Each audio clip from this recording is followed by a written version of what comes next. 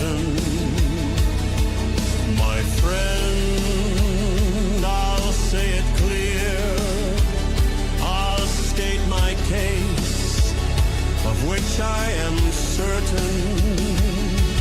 I've lived this life that's full. I've traveled each and every highway and more, much more than this. I did it my way. For what is a man? What has he got?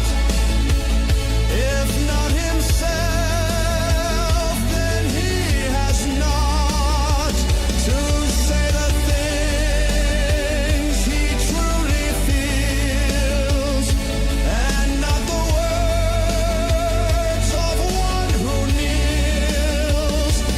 The record shows I took all the blows and did it my way.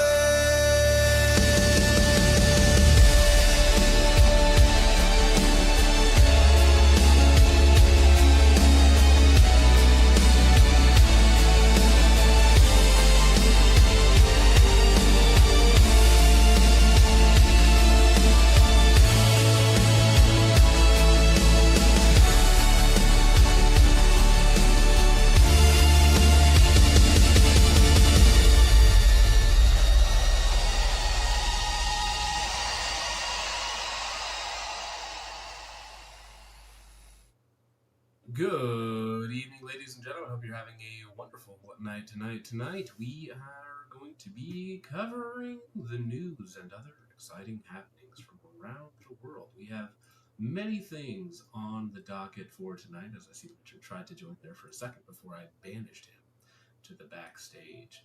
But we have a few things to talk about. I've got to move my things around, arrange them. I thought that I had them in the right order, but apparently not, because that sort of thing is quite complicated for me to get done, apparently. But before we get into that, Richard, how's your night going? My night's probably going better than your mic.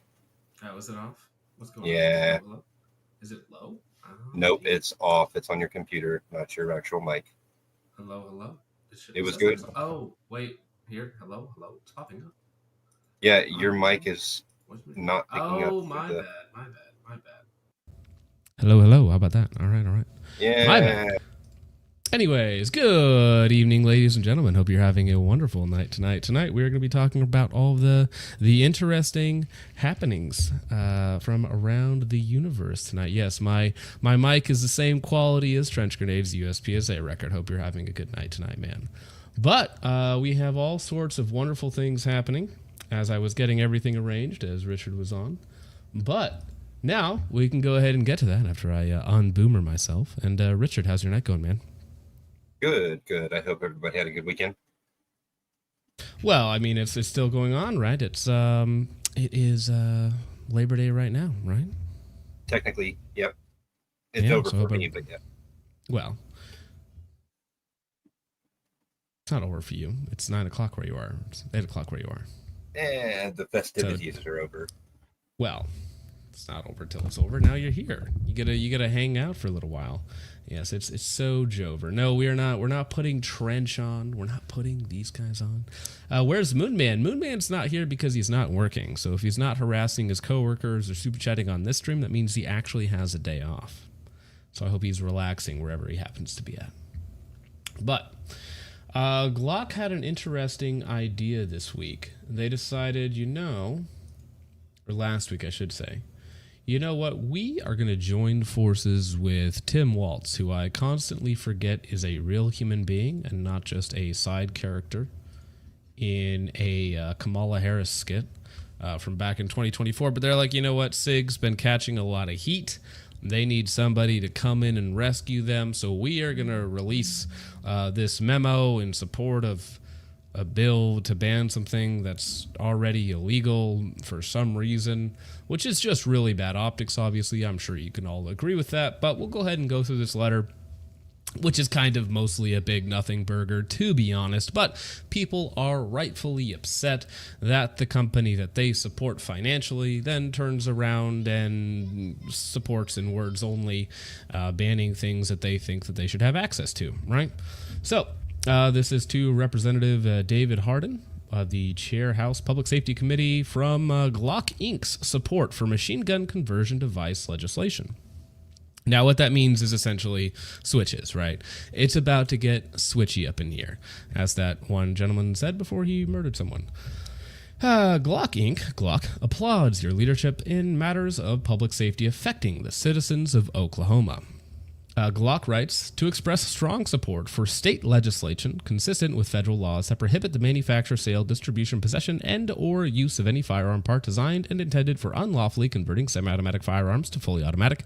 These firearm parts, also referred to as machine gun conversion devices, I like the switchy, by the Bureau of Alcohol, Tobacco, and Firearms and Explosives, are illegally manufactured and imported by individuals and entities not affiliated with Glock.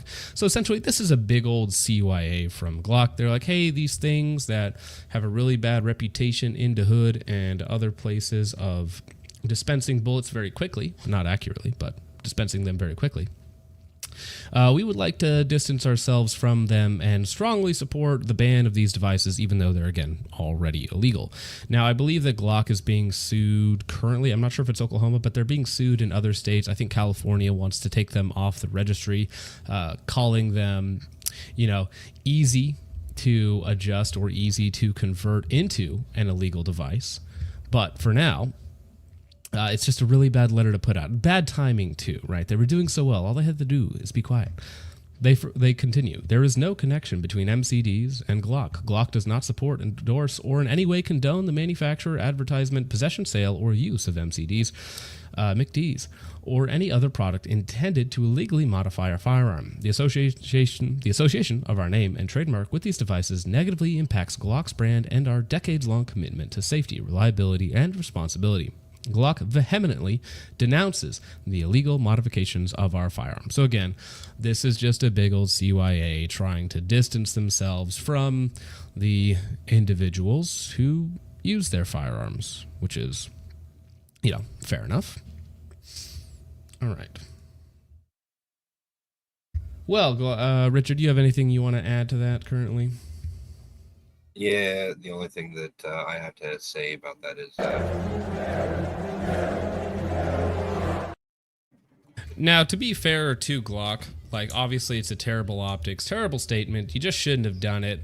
They are trying to take the heat off of themselves as far as, banning or getting sued goes, which I understand companies want to limit their liability for people doing illegal things with their devices. We're all in agreement here that these shouldn't be illegal. However, in the world that we currently inhabit, they are illegal. So it's a bit of a nothing. It's like saying, I support the thing that's already illegal. It's like, okay, I don't know why we need additional legislation banning the illegal thing that's already illegal. It's like, I need a state law banning murder. That'll fix the problem. More laws means more safer. Well, it's not just that, but it's like redundant. It's like you can have 140 laws on the books to say hey, you can't murder people, but it's not actually doing anything. It's not helping anyone. Nope. Well, no. So Chud says they should say that they don't support. Well, I mean, that's an easy statement. Yeah, be like, hey, we don't support the illegal modification of our firearms. That's normal. That's what every company, I think actually every company probably has to say that. Hey, we don't support the illegal modification, right? Just to be square with the law. Because if they did come out and say, oh no, we support the illegal use of our firearms, again, as it's currently understood under the law, that would look really terrible for them and probably increase the chances of them getting sued, which they don't want. Now, I do want to be very clear. Very clear. No company, or at least none of the big companies, actually care about you as the individual. So seeing Glock come out and put out this statement, stupid, but not particularly surprising, right? They don't actually care about you as the individual as much as you think. They care about not getting sued and continuing to be allowed to sell horse semen and make money off of Glock, right? That just is what it is. All right. Well, with that quick old topic out of the way, maybe a funnier picture to tide us over for a second while we are waiting. Well, no, that's what their marketing director did, but that's not the one I'm looking for. Oh, this one. Another sub $100 Sig M18 has hit the shelves. Now, that one there is a well-used M18, so that is or M17. I can't tell which one it is, but that is a great value, as they say. Sig is a great value Glock, and all they had to do to not hurt themselves in the public eye and let Sig self-immolate was to shut up. Which, again, every company this year, T-Rex Arms, if they had me as a PR manager, it would be shut up. Sig, again, please stop talking. And with Glock now, they can also hire the Focus Shooting LLC PR team, and I will cut their costs in half and provide them with much better information, and that is simply to shut up. Shut up. Stop doing that. Stop writing letters. Stop calling out your fans, your audience. Stop doing that. Be quiet. That's all you got to do. Speaking of all you got to do, Rib McRib for $2 says Tim Waltz committed US PSA stolen valor. Well, didn't he commit stolen valor in a way? Because he said he was somewhere where he wasn't or something like that, if I remember that correctly. Again, yes. I forget that he's an actual governor and he actually has power in the real world. Because again, to me, he's a meme side character from that one comedy skit from a few months ago.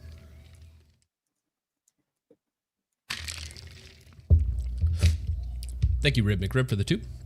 Appreciate it, sir. Dr. Fuzzy for 5 says, after DJ from last stream, SV89 should be required to measure the head circumference of every new guest. You know what? I don't think that's a bad idea. Yeah. Damn. The Lightspore for 2 says, every day without a shanty, I'm reminded God is good. Well, even with a shanty, God would still be good, my friend. Thank you, the Lightspore. Boy Anderson for 2 says, drill sergeant cringe is greater than soft cringe. Science, yes, indeed. Drill sergeants, way worse than soft, or way better than soft, whatever you mean by that. I agree. I agree with the current thing as well. Rib McRib for 5 says, put down your sandwich and B, toff your Glock and waltz for a little bit. Oh, there you go. Good job. Thank you, Rib McRib. Chud for 2 says this company needs a hero. Richard, Incredible Kyle. All right, fair enough. There's Incredible Kyle on the screen for all you degenerates. Dr. Fuzzy for 2 says, Richard, please start with SS Floyd. PFP, please. All right. Fair enough. Change. Thank you, Dr. Fuzzy. Moonman for 10 says, I have officially heard 70 IQ drill sergeant in the wild amongst friends. Twench has broken containment, Nate hate, and Twench bashing from people who I have never even mentioned this stream to. That's right. Congratulations, Trench. You're famous now. How does it feel? People know my guests way more than they know me, which is perfectly fine, to be honest. I'd rather serve you the drama than be part of it personally. I feel like that's a much simpler way to live your life. Very much. Well, speaking of Tim Waltz, that leads us right into this. So Tim Waltz, after the horrible shooting last week in Minneapolis, Minnesota, after they denied funds for church services, after they said to the bishops, no, you don't get the same security funds as our private schools. After Tim Waltz did all of those things, he has the audacity to plan for a special session on guns in my neighbor state over there in Minnesota. I'm only about an hour away from Minnesota. Session in the wake of Annunciation church shooting. The governor, Tim Walz, who again, I never remember that he's a real person with real power somehow. I don't know how he got elected as governor. That just means that Minnesota's not real. Is making calls to legislators and has directed his team to plan for potential special session on gun legislation in September, according to a senior administration official. It's time to take serious action at the state capitol to address gun violence, Waltz said on a social media post on Friday.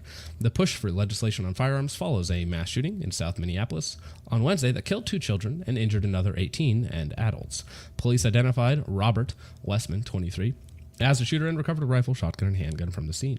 Democrats at local, state, and federal levels of government on Thursday called for a ban on assault weapons. I do like how they skip over the shooter and the fact that he, specifically targeted Christian children. Like it's the guns problem. It's not this disgusting, degenerate ideology that pushes these people to hate a certain group of people. Certainly couldn't be that. So instead, we're going to go after the guns rather than calling out the actual perpetrators of these crimes, which is actually, to be fair, that's their standard modus operandi. Now, I want to be clear, this is the sort of person that you are going up against. This is the sort of person that is the actual problem, not the guns, right? The guns aren't the problem, but these mentally deficient, trying to think of a YouTube acceptable term 15 minutes into the stream. Well, demons is a proper one. So this is all from your average Redditor, which is missing about 30% of their brain, says, based. Take to fight to their kids so they can feel what it's like to be attacked for your identity. You guys won't affirm my delusion, therefore murder children. All right. Elect a fascist. I still have not had one of these people actually define what a fascist is. Your kids are legitimate targets. Wow. Vote wrong, kids die. Republicans are enemies of humanity, and thinning the herd is our duty. You have a duty to kill praying 8 and 10-year-olds. More dead Christians? LOL. I just think that all of these people should have their hard drives checked. That's my personal opinion. To me, it seems like if you elect a really bad guy, 8 and 10-year-olds, I've never elected anyone, just to be clear, that's cruel to people. Well, you know what's also cruel? Shooting them up while they're praying. And weaponize his cruelness and horrific behavior against your neighbors. Some of those horrible, continues on, maybe their Christo-fascist parents will think twice before supporting an admin that kills Palestinian children. Listen, whoever gets elected, all right, Palestinian children still get screwed over, okay? Whoever's in power, all right? Because some would say the people in power don't change depending on what color the administration is. But Christo-fascist, that's the first time I've heard Christo-fascist. I've heard of crypto-fascist. I've been called a crypto-fascist, of course, though they can't tell me what either of those terms mean. But Christo-fascist, new one. Noted. Conservatives want to kill all trans. No, we just don't affirm your delusions. Conservatives want to kill all trans. Shouldn't be surprised when we fight back. Again, their definition of fighting back is simply murdering children. We don't Heroic. have to do it. They'll do it themselves. Given a long enough time. Self-correcting problem. Heroic, comma. They want to kill our kids. We are going to fight back. Wow, heroic. All right. Murdering 8 and 10-year-olds, heroic. All right. This is the dehumanizing language that they use against people that they hate, which is specifically at the top of the line, Christian and white, number one. And then after that, they'll go for the other things, affluent, problematic ideas or whatnot. But white and Christian, those are the top two things that these people hate above all. Am I supposed to feel bad that rich Christian kids are gone? Good riddance. Yeah, that's the other thing they hate is anybody who is doing better than they are. Yeah. The trans community will not die laying down without a fight. You will most certainly die hanging. That's probably the most likely outcome. I hope the guns are okay. Again, saying, they're just going after the guns or whatnot. Future religious extremists, dying isn't a bad thing. Wow. Now, again, I think I said this the other day on Redoubt, but you're not a religious extremist. You're just a delusional extremist. You're a demonic extremist. You're a evil entity that must be stopped from committing these objectively horrifying and I would say terroristic events. Future religious extremists, these 8 and 10-year-old people praying. Dying isn't a bad thing. And then again, attacking the Christianity. It's hard to believe that this could happen at a Catholic mass, Hart told NBC News. Why is it hard to believe? Is it because you thought your imaginary sky daddy would protect you from the decisions the politicians you elect to make? Again, I need to be very clear. These 8 and 10-year-olds elected exactly 0 people. It's not hard to believe at all. You just wish your made-up bullshit worked instead of actually doing anything about it. Well, let's take this at face value. The people who elected failed them. Who's the elected official in charge of their state? Well, don't go that far. I mean, they don't actually care. They're not actually trying to be reasonable with you. Okay. It's rage bait. They don't actually care. But yeah. The evil I can't say too much without getting taken down from YouTube. But I mean, come on. Like these people are delusional and evil, and this is the sort of person that you're up against. Remember that your enemies are ontological evil, and anything you do to them is justified.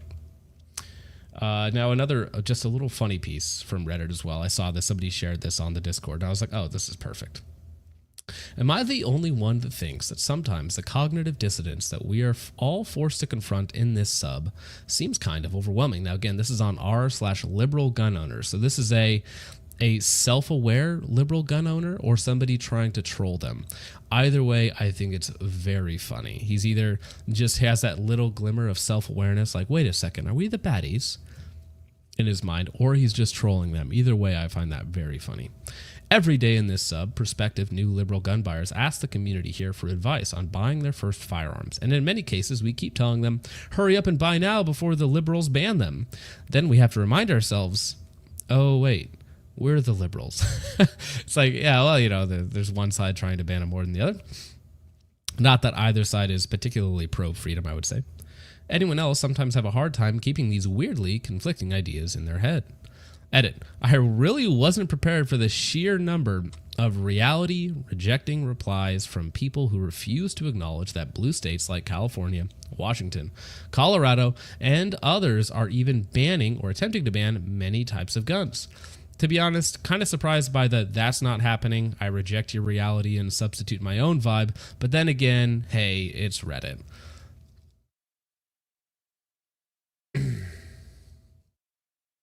And Vintage Warfare says PX4 is the least straight Beretta. And without any context, I think that's fair. I think that's fair. I don't have any context, but it is funny. The context is twisty. Well, it does the little spiral barrel thing, right? Yeah, it does the twisty thing. It's all the right, let me gun. see. All right, over on Ko-Fi, sorry. Subarctic Psycho for 3 says, I'm angry at Glock, and I'll be angry at them for the next month until I forget about it and buy another Glock. Yes, it's that Larry Elders meme. Is that his name? Not Larry Elders, the other guy, who says, F you and I'll see you tomorrow. It's that type of thing. How dare you do this to me? I'll be back tomorrow. Yeah, and again, I think that it's not irredeemable, but they're just stupid. They just did something stupid, as they commonly do. I should start a marketing company, be a PR manager. I feel like I could be really good at that job. Focus marketing. Yeah, I mean, the jokes write themselves, but no, it would not be complicated. I also left Washington after 594. Yeah. All right. Well, I don't know if I could show this on screen. I'll do it for a second. How about that? All right. So we have this product that PSA brought out, which is a H&R M14. It has the thingamajig listed, so I want to be a little cheeky with it there. But they brought it out for $2,200, and the Springfield Armory M4A1s that are currently up on their site are like $1,600. So somehow they made an even more expensive version. The H&R version is more expensive than the previous option.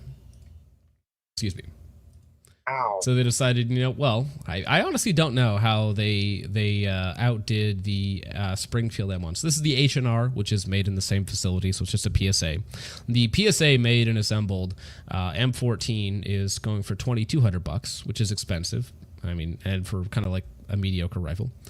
But the Springfield M1As or M14s, whatever you want to call them, they are $1,600, $1,500. So they literally came out with a increased tax version, or a heavier, more expensive version of the M14 that's already out there, that they're already selling on their exact same website, right? Which I just find quite funny. Moonman for 5 says, Richard, Tito. Thank you, Moonman. Dr. Fuzzy for 5 says, as a Minnesota resident, Waltz and these people are real and they can hurt you and your family. They do have guns. I've seen them at ranges. Yeah, I'm very sorry to hear that, Dr. Fuzzy. Yeah, I don't know. I watched Waltz try and work a shotgun. I don't think it'll happen.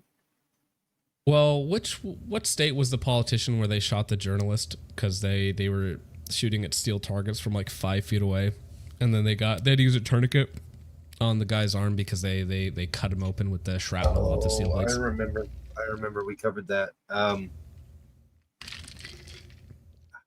don't remember who it was. We covered that one in the same one when we covered Waltz trying to figure out how to work a shotgun. Mm-hmm. PSA needs to focus on making an AR-15 that can withstand more than 5,000 rounds. then I might take them seriously. Well, what about this one? This one is funny to me, Richard. All right. What do you think you're looking at here? An abomination that will die after about 2,500 rounds. Nope. This one's a good one. This is a good AK right here. So, Really? yeah. Well, no. Let me list this off for you. Okay.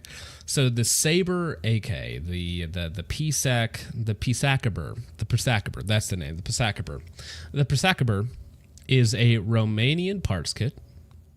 So it's a Romanian front trunnion, sight block, rear trunnion. It's a Romanian parts kit, all that sort of stuff. It's all Romanian, right? So think of Wasser 10, right? That's going to be important for just a minute.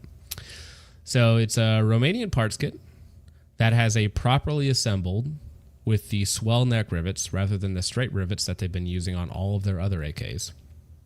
And it comes in either the G5 or the GF5, whatever they want to call it, the G5 variation and the G4 variation. The G5, as you see here, comes with a FN chrome-lined barrel and a the Texas or whatever AK Industries, whatever that rail is, it comes with that rail, right? And then the GF4 version, which I think is over here somewhere. Let's see if I can find it. The GF4 version comes with your more classic handguard and a in-house PSA barrel. Now, what essentially these are is these aren't actually terrible AKs.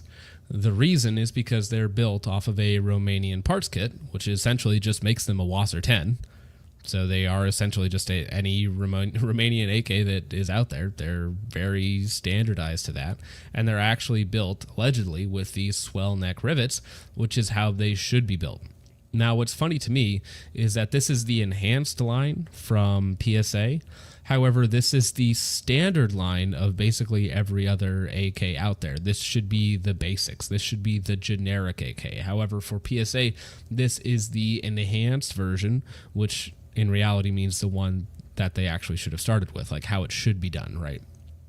Now, the only thing that I actually like about these compared to a real Wasser is that these ones here, they have the FN cold hammer forged barrel, and they're also properly threaded, right? So a lot of the times you can have unconcentric threads on your AK, so it can make them difficult to suppress or a little bit sketchy to suppress. But with the FN barrels or with the in-house PSA barrels that they throw in these as well, you at least can throw on more standard muzzle devices and also suppress them.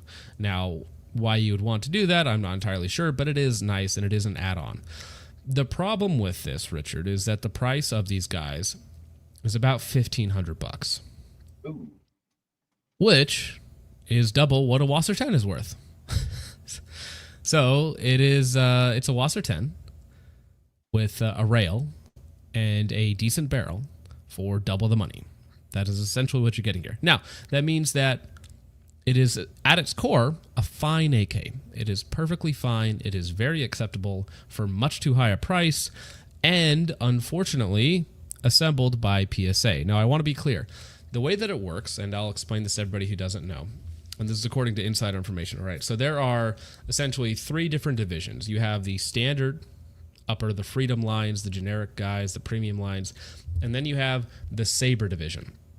The Sabre assemblers, they work in their own area, they have their own space, and they get paid $2 more an hour.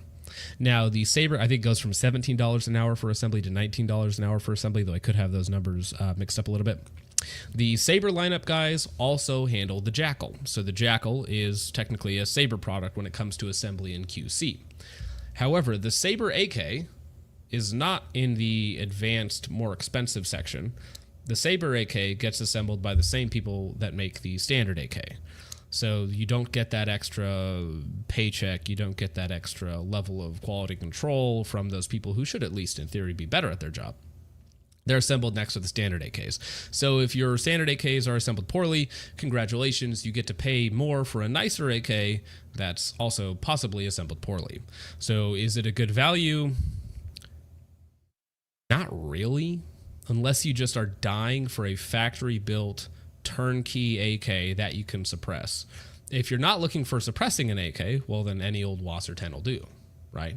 But if you want to pay double the money to suppress it, well, there's PSA and a few other brands out there, I'm sure. But that is essentially the story on the PSA Sabre AK, which again should have been the way it was made from the beginning, because swell neck rivets and Romanian part kits are just kind of the base level standard. So hopefully these will actually last 10, 20, 30, 40, 50,000 rounds or whatnot, because they have proper Romanian trunnions and not whatever the heck PSA has been throwing in their guns over the last decade at this point. You can only hope. Well, I feel like a lot of PSA quality control runs on hope. Yep. Yeah, so as I say here on their Twitter, Sabre AK built on a Romanian parts kit. They'll feature cold hammer forged barrels, swell neck rivets, dimpled receivers, B5 furniture. It is essentially just a Wasser 10 at double the price. I love that it's SA break. Well, That's it's sorry, what is it? Instead of Sabre AK, it's SA break, because that's what's most likely that's going to happen. Well, that is actually funny. And they do come, one thing that is nice is they do come with a Plan B muzzle device, which is a muzzle device that I like for suppressing. So again, if you're looking to suppress an AK, I don't know why you're doing this, but if you are looking to suppress an AK and you want to spend $1,500 on the base part, I think it's not terrible. Not a terrible way to go. All right, now this one here is actually a little bit of an older story, but I just haven't been able to get to it for a while now. This is comedic gold here. Chinese soldier, or Chinese national, I should say, sells state secrets to China and gets to live the rest of his life in prison or something like that. Moonman for 5 says, imagine paying the most amount for the least of the big 3 battle rifles. Talking about the M14, yeah, I mean, I know people like it, and it is in that retro, old-looking, this is cool kind of thing, I guess, for some of you guys. Not for me, and certainly not from H&R or PSA, right? None of that interests me at all, but I'm sure somebody out there is just dying to get their hands on a $2,200 PSA M14. I'm not sure who, but that person must exist, surely. Thank you, Moonman. Battle Rifles for 5 says, if you ever really want to have a battle rifle convo, I can help. Battle Rifles can have a battle rifle convo? That would be fun. I'd be happy to have you on. Just send me an email or a DM somewhere, sir. If you ever really want to have a battle rifle convo, I can help with that after making FALs for almost 20 years. By the way, I love M14s. It's this guy, actually. G3s and FALs or FALs. Awesome. Yeah, I'd be always happy to have a conversation, sir. Moonman for 5 says, a Wasser with less build quality? Assembly in QC? Question mark. A Wasser is a tank, runs like a top, just ugly, and anything over 800 is insane. This uglier thing for that much? You know, I'm kind of with Vintage on this. I saw Vintage was defending the looks. I don't hate the looks of it, like the 3-tone, the tritone, you know, like burnt bronzy green look. It's not terrible. I mean, I don't think AKs look attractive to begin with. So making it a weird, you know, color scheme, I don't hate it. It's not terrible. But yeah, the price is the terrible part for sure, because you can just buy a Wasser for half the price. Melissa Meter for 5 says, good evening, my Sigas. Hope everyone's evening is good. Mashallah.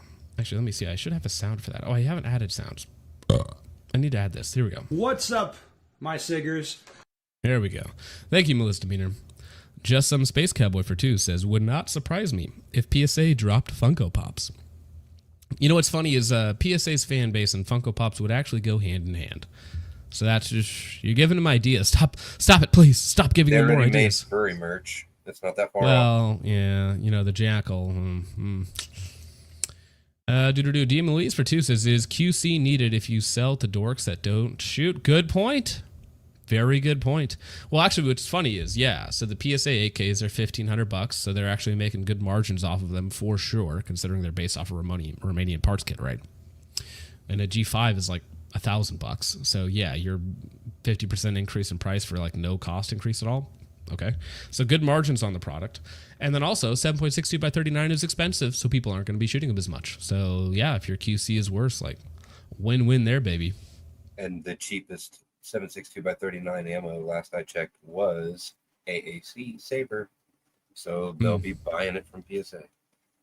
Lord Prism, also, stop it. Please stop giving PSA ideas, okay? Stop it. Get some help. Lord Prism for 2 says, PSA crypto scam? Soon. Trademark, yes. What would they call it? The Sabre coin? Would it be the Sabre coin? The Jackal coin? The Jackoin? Thank you for that. Well, Pingo, get over you, Pingo. That's my new favorite slur. Ezekiel Herrera for 5 says, I was a contractor at the dry dock the USS Essex was at when the guy was arrested. Very crazy to hear of actual Chinese spies. Yeah, we'll get into it. We'll get into it. And then also I saw the other day that some H-1B Chinese guy, he sold $7 million of stock of the whatever the XAI is, and then he leaked the code to his new developer. So he's H1B, steals all your code, sells it to your competitor, and makes $7 million. I think we should import more H1B holders. Definitely. Sounds like a great idea. Something tells me that maybe these people don't have our best interests at heart. But thank you, Ezekiel. Civ Tech for 2 says it's basically a low QC rifle dynamics. Yeah, Down syndrome rifle dynamics build. Is that what you guys wanted? Is that what you wanted? Maybe. That is funny, though. Thank you, Civ Tech. Tussa Third for 2 says, my Mosin's poussoir is so tight. She'd never betray me. I see why God flooded the earth. All right. Ko-Fi. Let me see over here. Mr. Chud McGill, 69, says, almost Fed posted. Then I realized these guys are more likely to off themselves. Anyway, also, love Glock. They never did anything wrong. Black pregnant emoji. Black pregnant emoji. Israel. Nose. Black pregnant emoji. Black pregnant emoji. Israel. Well, thank you very much for the kind words, Chud. Appreciate it. All right. Now, let's get into this. You know how we have Latin X for people of Latin descent, sorry.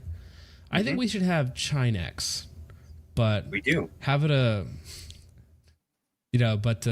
just spell it in a specific way. Chinex, Well, maybe I think it's actually pronounced Latinx for Latinx, Latin yes. X. I think it's Latinx. So if it's Chinex, yes, exactly. then it would be yes. Plastic guy gets it. Yes, plastic guy gets it. Appreciate it, man. All right, so from Osen Defender. On Wednesday, August 20th, a federal jury convicted Jin Chao Wei, fake name Patrick Wei, a 25-year-old machinist, mate with the U.S. Navy on 6 counts, including conspiracy to commit espionage, and unlawful export of, and conspiracy to export, technical data related to defense articles in violation of the Arms Export Control Act and the International Traffic in Arms Regulations. Charges stem from August 2023. When Wei was arrested by the FBI for sending extensive details and photographs of his ship at the time, USS Essex LHD-2, including information about weapon systems on board the ship, to a Chinese intelligence officer on social media who was pretending to be a naval enthusiast working for a shipbuilding company in China. In exchange for the information, Wei was paid $12,000 over roughly 18 months. Wei is expected to be sentenced on December 1st. Yeah. What often surprises me about these people is how low the dollar amount is, right? Because, some of these positions... right, the dollar to yuan is it yen? Is that the one? Yen. Is that the Chinese one? Dollar to yen? Yen or yuan. Whichever one it is, yeah, 12,000. Well, it's actually probably like 1.3 billion yen when you get to it, right? In Chinese currency. Chinese currency conversion. Hey, thank you, sir, whoever that was over there on Ko-Fi. Oh, huge ass. I appreciate it, man. Let me see here. Where was that? Chinese currency conversion. Okay. So, actually, you know what? It's only 7.1 won per dollar. So that's only 84 grand. Only 85 grand to sell out your country. Damn. To a shipbuilder in China. Like, what sort of, retard do you have to be to do that? You're like, oh, this Chinese shipbuilder, who surely is not invested and entangled with the Chinese government, wants very inappropriate details of the ship I'm currently serving on. Like, what kind of tard does that? Like, it has to be intentional, right? He has to know. He can't be that stupid. Yuan? Okay, Asian massage reviews correcting me. All right, Yuan, whatever, bro. Whatever. All right, here's the full article. Here we go. U.S. Navy sailor convicted of spying for China. Yesterday, on August 20th, a federal jury convicted Jin Chao Wei, also known as Patrick Wei. Jin Chao is much funnier, though. Of espionage and export violations. Wei was an active duty U.S. Navy sailor stationed at Naval Base San Diego when he agreed to sell Navy secrets to a Chinese intelligence officer for $12,000. Following a 5-day trial and 1 day of deliberation, a jury convicted Wei of 6 counts, including all of these things. The defendant, who took an oath to protect our nation, maybe it wasn't his nation, and was entrusted with a security clearance as a petty officer in the United States Navy, sold out his country for $12,000, said Assistant Attorney General for National Security John A. Eisenberg. That name sounds familiar. He violated his oath, betrayed his uniform and fellow sailors, and turned his back on his adopted nation for money. This verdict serves as a warning to those who do not take seriously the solemn obligations of their positions of trust or their duty to this nation. Do not be tempted by easy money, because you will be prosecuted and sent to prison. Indeed. The defendant's actions represent an egregious betrayal of the trust placed in him as a member of the U.S. military, said Attorney Adam Gordon for the Southern District of California. By trading military secrets to the People's Republic of China for cash, he jeopardized not only the lives of his fellow sailors, again, in his mind, they probably weren't his fellow sailors, but also the security of the entire nation and our allies. The jury's verdict serves as a crucial reminder that the Department of Justice will vigorously prosecute traitors. Jin Chao Wei swore oaths to become a U.S. Navy sailor and a U.S. citizen. Okay. All right. Just let me go on a little tangent here. We have a foreign national, okay, wants to join your military, right? To get citizenship, all right. You give him access to national secrets when he's not even like a citizen yet? He's in the military to become a citizen? Why would you do that?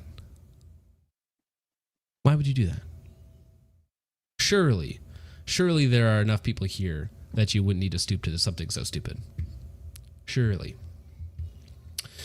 He then committed espionage by sending photographs and videos of U.S. Navy vessels, ship movement information, technical manuals, and weapons capabilities to a Chinese intelligence officer. Sounds like a great dude. Said Assistant Director Rozovsky. That's a cool name, Rozovsky. Of the FBI's counterintelligence division, China continues to aggressively target U.S. military members with and without clearances. This guilty verdict shows the FBI and our partners will aggressively investigate and hold accountable anyone who threatens U.S. national security. We encourage past and present U.S. governmental personnel to be aware of anyone offering to pay for their information or opinions and to report any suspicious contacts to the FBI. Another funny thing about this is that he did it on public social media, like the easiest, most trackable thing on the planet. Like, you have to be a special kind of stupid to think you're not going to get caught for this sort of thing. Yeah, that's pretty stupid. Oh, so that's interesting. Siley said that a good salary there is $8,000 per year. So that $8,000 does make a little bit of a difference. No, not if he's stuck in the U.S. military for 8 years or 6 years, however long it is. Okay, let me see. Average Chinese salary is... No. The average salary in China for 2025 is approximately 120,000 yuan per year. So that only paid for like 9 months. That's like 9 months salary. So like 50, 60K here in America. 9 months salary. Well, Siley must be undercutting there. Well, sorry, Siley. I'm going to be mean. Siley's talking about their slave labor camps, okay? They only get paid $8K a year, so it's different for them, right? The average actual Chinese Han guy, he's getting paid a little bit more, okay? That's all I'm saying. Yes, something Wong, we too low. Holy fuck. Yeah, AK is another country, not China. I am sure that there are certain Southeast Asian countries that are ridiculously poor, but apparently, from what Microsoft Bing just pulled up. It is 121,000 won per year. Don't spill. Don't spill. I trusted you. My bad. I apologize. I apologize for spilling the beans there. All right. Well, I mean, I don't know what. I'm actually curious. What is the possible detention for this sort of thing? Like, per crime, what is it? 5 years per? 6 counts? I think it's more than that. No, it was 6 counts. I think he got. No, I'm saying I counts. think it's more than 5 years. 5 years? Well, if it's 10 years, yeah, he's never getting out. He's dead. He's quite dead. Well, yeah, when you convert it back to USD, it is. But we're talking about won, right? So he only got paid the equivalent of 84,000 won, which is again about 80-90% of about 75% of a yearly salary. So 12K, 17. It works out. The math checks out. Okay. Did he report to General So? Maybe, you never know. But yeah, if it's 10 years per charge, or say somewhere averages out to 10 years per charge, he's never getting out of jail. Never getting out of jail. So I hope that was worth it for you, bro. I doubt it was, but c'est la vie. Another one bites the dust. Sorry. Huge ass over on Ko-Fi says, sorry, I missed the beginning. I was exploring a cave with the family today. Pro tip, make sure you go piss before going 500 feet underground. Well, yeah, of course. Please pee before you have to pee and everybody else that's down in that tunnel. Because in Washington State, they have the ape caves there, which are really cool volcanic tunnels that are, I think the short one's about 1 mile and then the long one's like 2 miles or something like that. But very fun. Done those a couple of times. The ape caves. Not the Napa caves. The ape caves. Okay. Ape caves in Washington. And that's in very Washington cool. State? Washington State, yes. Yes, sir. Okay. Because I know I've heard that they have some ape caves in Washington, D.C. as well. Yeah. They have ape caves. They have Shylock caves. I can say Shylock, right? That's like an old-timey slur. I can say that. Surely. And they're more of tunnels. Honestly, Richard, they're more of tunnels. Ridiculous for 5 says, how do they get access to Uyghur core parts? Or the Kugir core parts. I can think of 20 better builders for those parts. Wonder what Lemon will say on these. Well, I kind of stole one of his talking points. I did see him mention it and being like, this is not the upgrade. This is the standard version. You're just figuring out a way to charge more, like a lot more, for the standard version. So I'm pretty sure that is his take on the matter. And then you have to deal with PSA. So Moonman for 5 says, Tuss the Third, someone mentioned the Gussie. Emoko has been subbing. No, Emoko is sleeping, having horrible dreams right now. I'm astral projecting into Emoko's mind right now. Speaking of which, somebody else is astral projecting into mine, apparently. That is my face every time I have to read some of these super chats, by the way. Thank you, Moonman. Just Some Space Cowboy for 2 says, not even enough for a down payment on a Mustang. Shaking my head. 12 grand can't get you a down payment on a Mustang? Surely it can. Listen, I know 3%, 5% down, 20% interest. I can get you into anything, okay? Huge Ass for 5 says, oh, hello, Mr. Sarah. You want money for information? I'll give you $12,000. Thank you, Huge Ass. Appreciate it.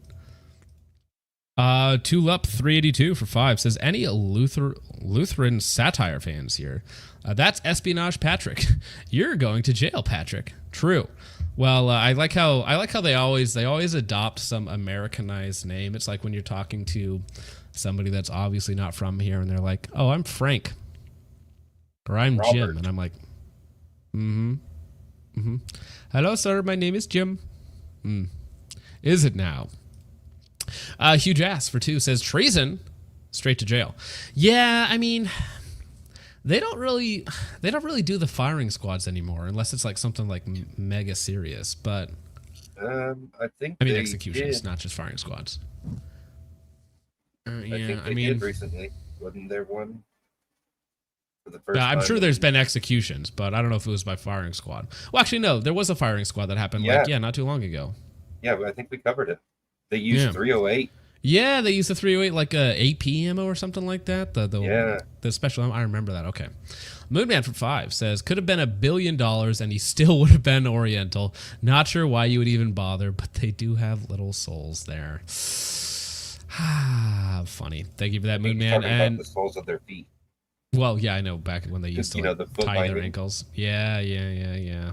What a wacky thing to do. Other places in the world are so interesting. Chud McGill for 3 over on Ko-Fi says, very nice.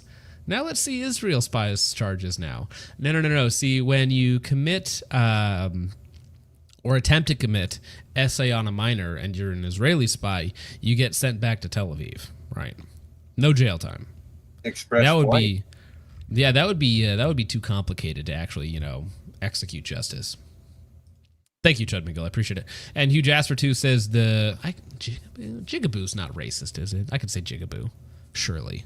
What are they going to do? Cancel me? Jigaboo. If I say Jigaboo 10 times, does the ADL show up behind me? Ooh, thank you. On a business class ticket. Uncle Ruckus equals based Martin Luther King Jr.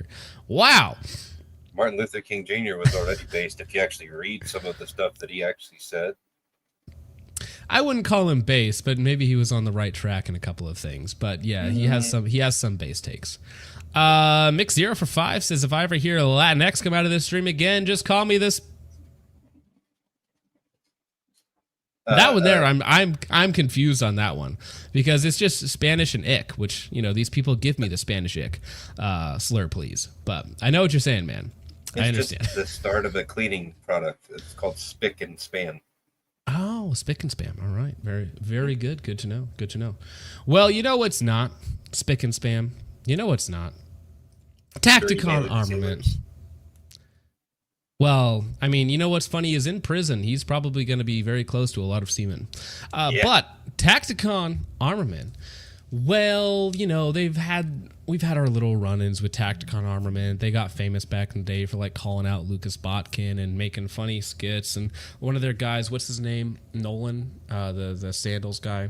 Yeah. He was pretty good on social media, but they've been going down a little bit of a rabbit hole, or I should say, the drain. As of late, I had a little birdie reach out to me, fill me in with some information. And I was like, okay, cool. Now, if you're not familiar with Tacticon Armament, again, can I show you this? This is their home video. Take the red pill, baby. And by red pill, I mean take my online pro courses so that you can make money after you give me like X amount of hundreds or thousands of dollars.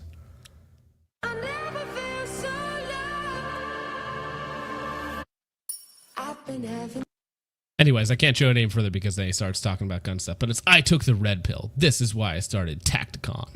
And now Tacticon, as funny as that name is, Tacticon Armament. I mean, the jokes do write themselves. But you can see, I mean, a lot of his content gets like almost no views whatsoever. Pay attention to this girl. She'll be important in just a minute. But 5 months ago, they put out this video. What happened to Nolan and Tackett? The future of Tacticon. Basically, Jake here in the middle. We could actually listen to this for a second. So the future of Tacticon is they're correct. It's bankruptcy. Well, it's bankruptcy and getting sued by your former employee. So, oops. There really is no future of Tacticon because without the... Now, he's joking here, but it's very funny. And I have this video downloaded for just this reason because it's very funny to play this clip after they actually officially go down. This will be actually funny because he's joking right here. Standalorian and the Mad Minute Tactician. As you guys know, I'm afraid we will be closing the doors at Tacticon Armament. They ended up leaving my company to start an OnlyFans page, essentially. I mean, well, Tackett went with the OnlyFans, and I believe Nolan headed out to Feet Finders with those glorious, magnificent toes on full display.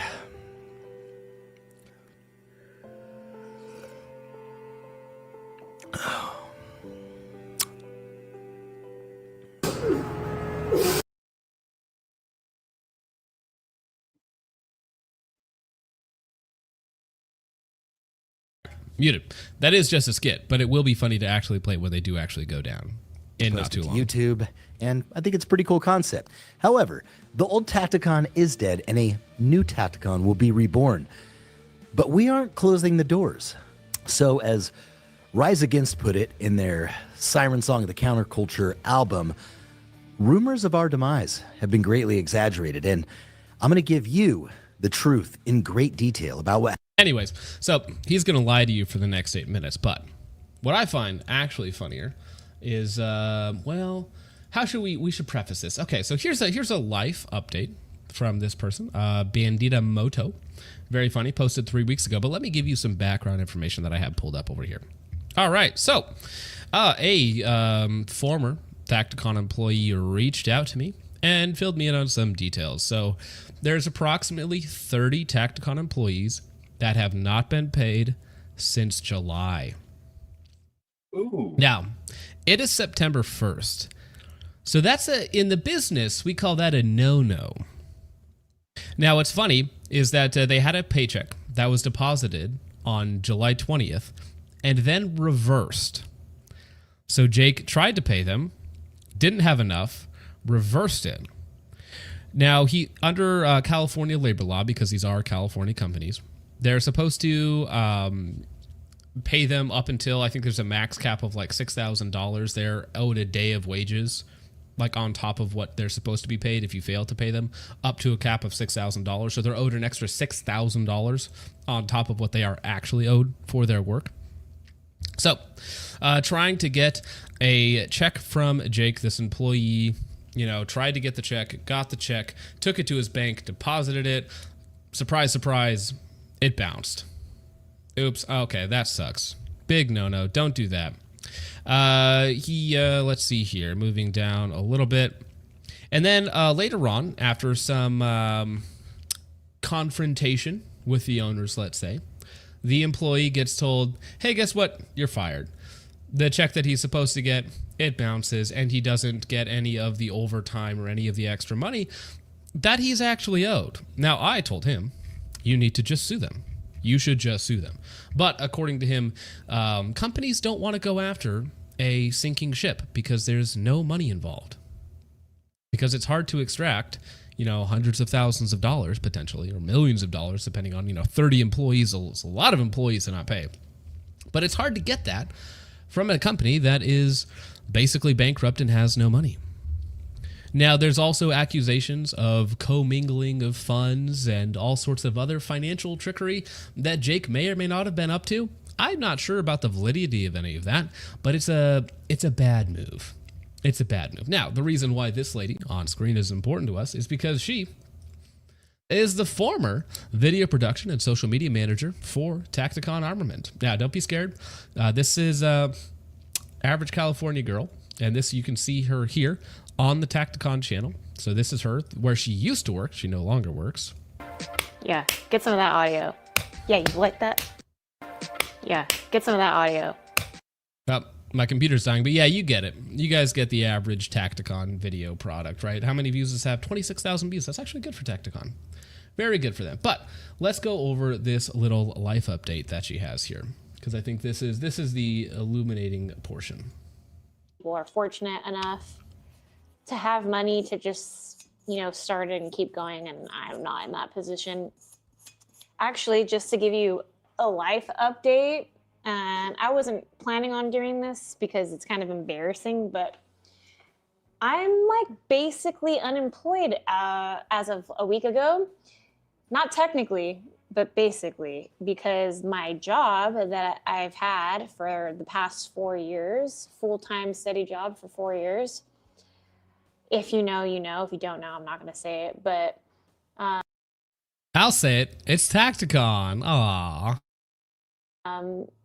They're basically going bankrupt. Has not done a bankruptcy yet, but pretty much started laying off a bunch of people. I did not get laid off. I was still working full-time as the video editor.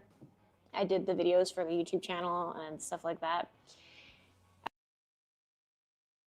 Yeah, you like that? from the top. But a lot of people got laid off, and then it was kind of like a skeleton crew.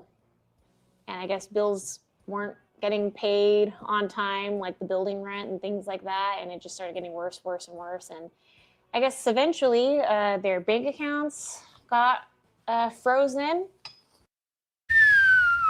Ooh, boy. Yeah. Yikes. That means... Yikers. They're done. So, again, very funny when it becomes public that they actually are going out of business. Now, they might still... You got to be careful, because they might still be trying to take your money on their website. And we'll go over some of their classes that you can buy, but I don't know where that money's going if their banks or their bank assets are frozen, unless they're commingling in other banks, which is may or may not be a financial crime, depending on, you know, what the lawyers think of it all. Not my job, but that's for somebody else to decide. And we didn't get our paychecks, so we were not paid for the time that we did work. And then they kind of told the remaining people that were there, don't come in anymore until we resolve our bank account issues and get you guys all paid, so that way you're not like working for free. Hey, you know, you guys are working for free right now, like trying to make it work, like being good employees. Like if you show up to a job and you're not sure if you can actually get paid from it, but you're just sticking it out, like good on you for doing it. Bad on the owners for not paying you. And then at some point they're like, you're not fired, but don't come in anymore because we can't pay you for what you're doing. I would say personally, my personal opinion is that would be very scummy to do, which is why my employees are overpaid so that they can never complain, because I pay Richard way too much money for what he does. Let's be real here. Yes, very much so. And so the past week or so, if you've noticed more of me on Instagram and stuff, that's because I have not been going to work because they said, don't go to work right now. And I have not been paid either. So that sucks. And at this point, it's not looking good. I haven't heard any updates. They were like trying to get an investor. And if they got this like investment, then they were going to be. All right. Whatever investor they're going after. Okay. What would be funny is if Lucas Botkin bought them. That would be funny. I might actually float that to him after this video. I might actually float that. Hey, he's like, you know what? I heard some business is going up for super cheap. Maybe you want to invest in it. How funny would that be if Lucas Botkin ends up owning the Tacticon name? Oh, man, that would be funny. If he doesn't, that would be funny. If he doesn't want to ask him, I'm just saying, Lucas. All right, cheap investment. All right, cheap investment. Think of the memes too. It would be priceless. The memes would be priceless. You know what? Actually, what would be funny? Buy Tacticon, okay? I'll run it for you, okay? You don't even have to be involved, okay? You can take whatever profits you want out of it, but I'll run Tacticon. That would be hilarious. Able to like bring everything current and pay everybody what they're owed, as well as give like the employees who stayed so long bonuses and yada yada. And I really liked my job and I really liked working there, but at this point I'm not so sure that it's going to be saved or not. It kind of feels like it's over. As of right now, I'm technically employed. I'm just went from full-time to on-call, except for I haven't been paid my money owed, which again is a crime in California. For every day you're not paid, according to California labor law, as I understand it, you're owed a full day's wages up to $6,000. So let's say you are 30 days behind payment and you make about $200 a day. I don't know what our wages are. These are just numbers. You would then have hit the cap of $6,000, right? So they owe her for whatever she has worked, plus the bonuses, overtime, PTO, that sort of thing, plus $6,000. And that's all of their employees that were on payroll that weren't fired. And these people, they have jobs. They had jobs. They have homes. They have families. They have mortgages. They have things. They have real expenses, okay? And by simply not paying them, you are stealing their labor, stealing their time, stealing what they could be actually doing to provide for their family. And you, Jake, owners of Tacticon, are imparting harm upon them, right? Maybe you should pay your employees. Is ghetto as fuck.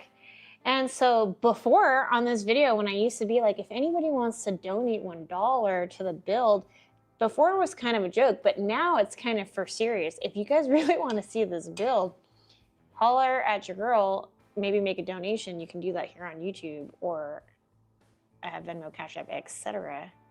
Because this. You guys were all already calling it in the chat, but yes, I'm sure there will be various donation links set up of various transactions. Build is not going to be making much progress while I am looking for a new job. And if you're wondering, I have been applying to stuff because obviously I'm not just going to wait and see if this is going to work out or not.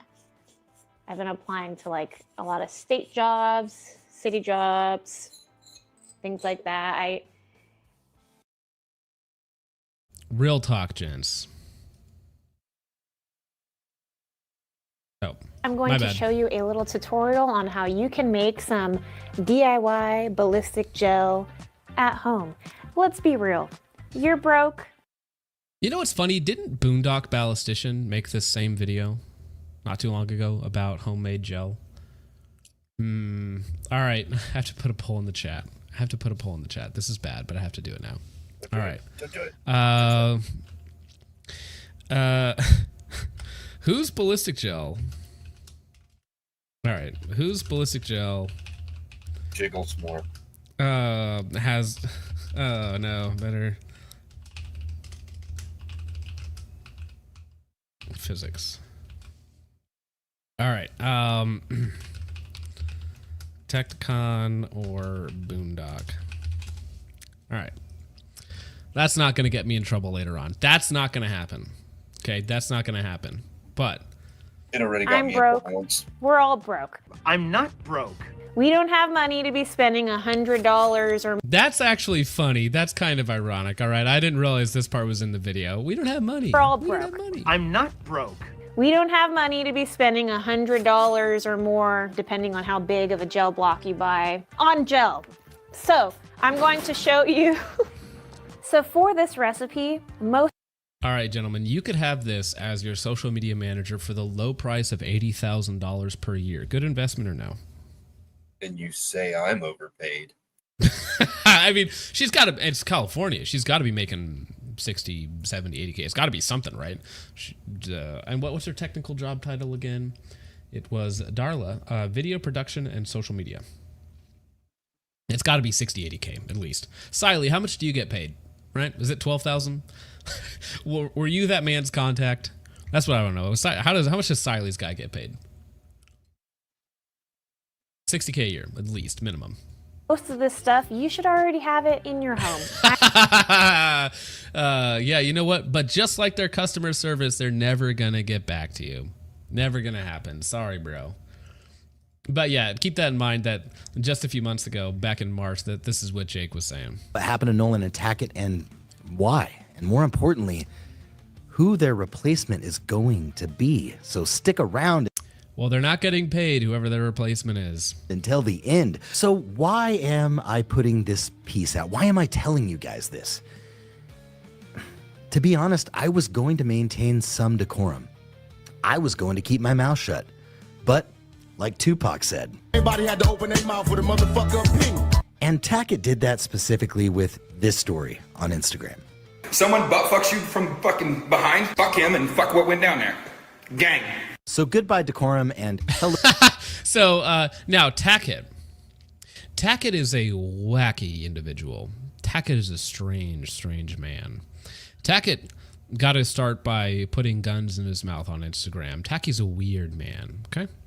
Now, the story goes that he wasn't quite getting paid what he thought he would be paid. Jake told him he was going to get paid more and promotions, which again sounds similar to what we're dealing with right now.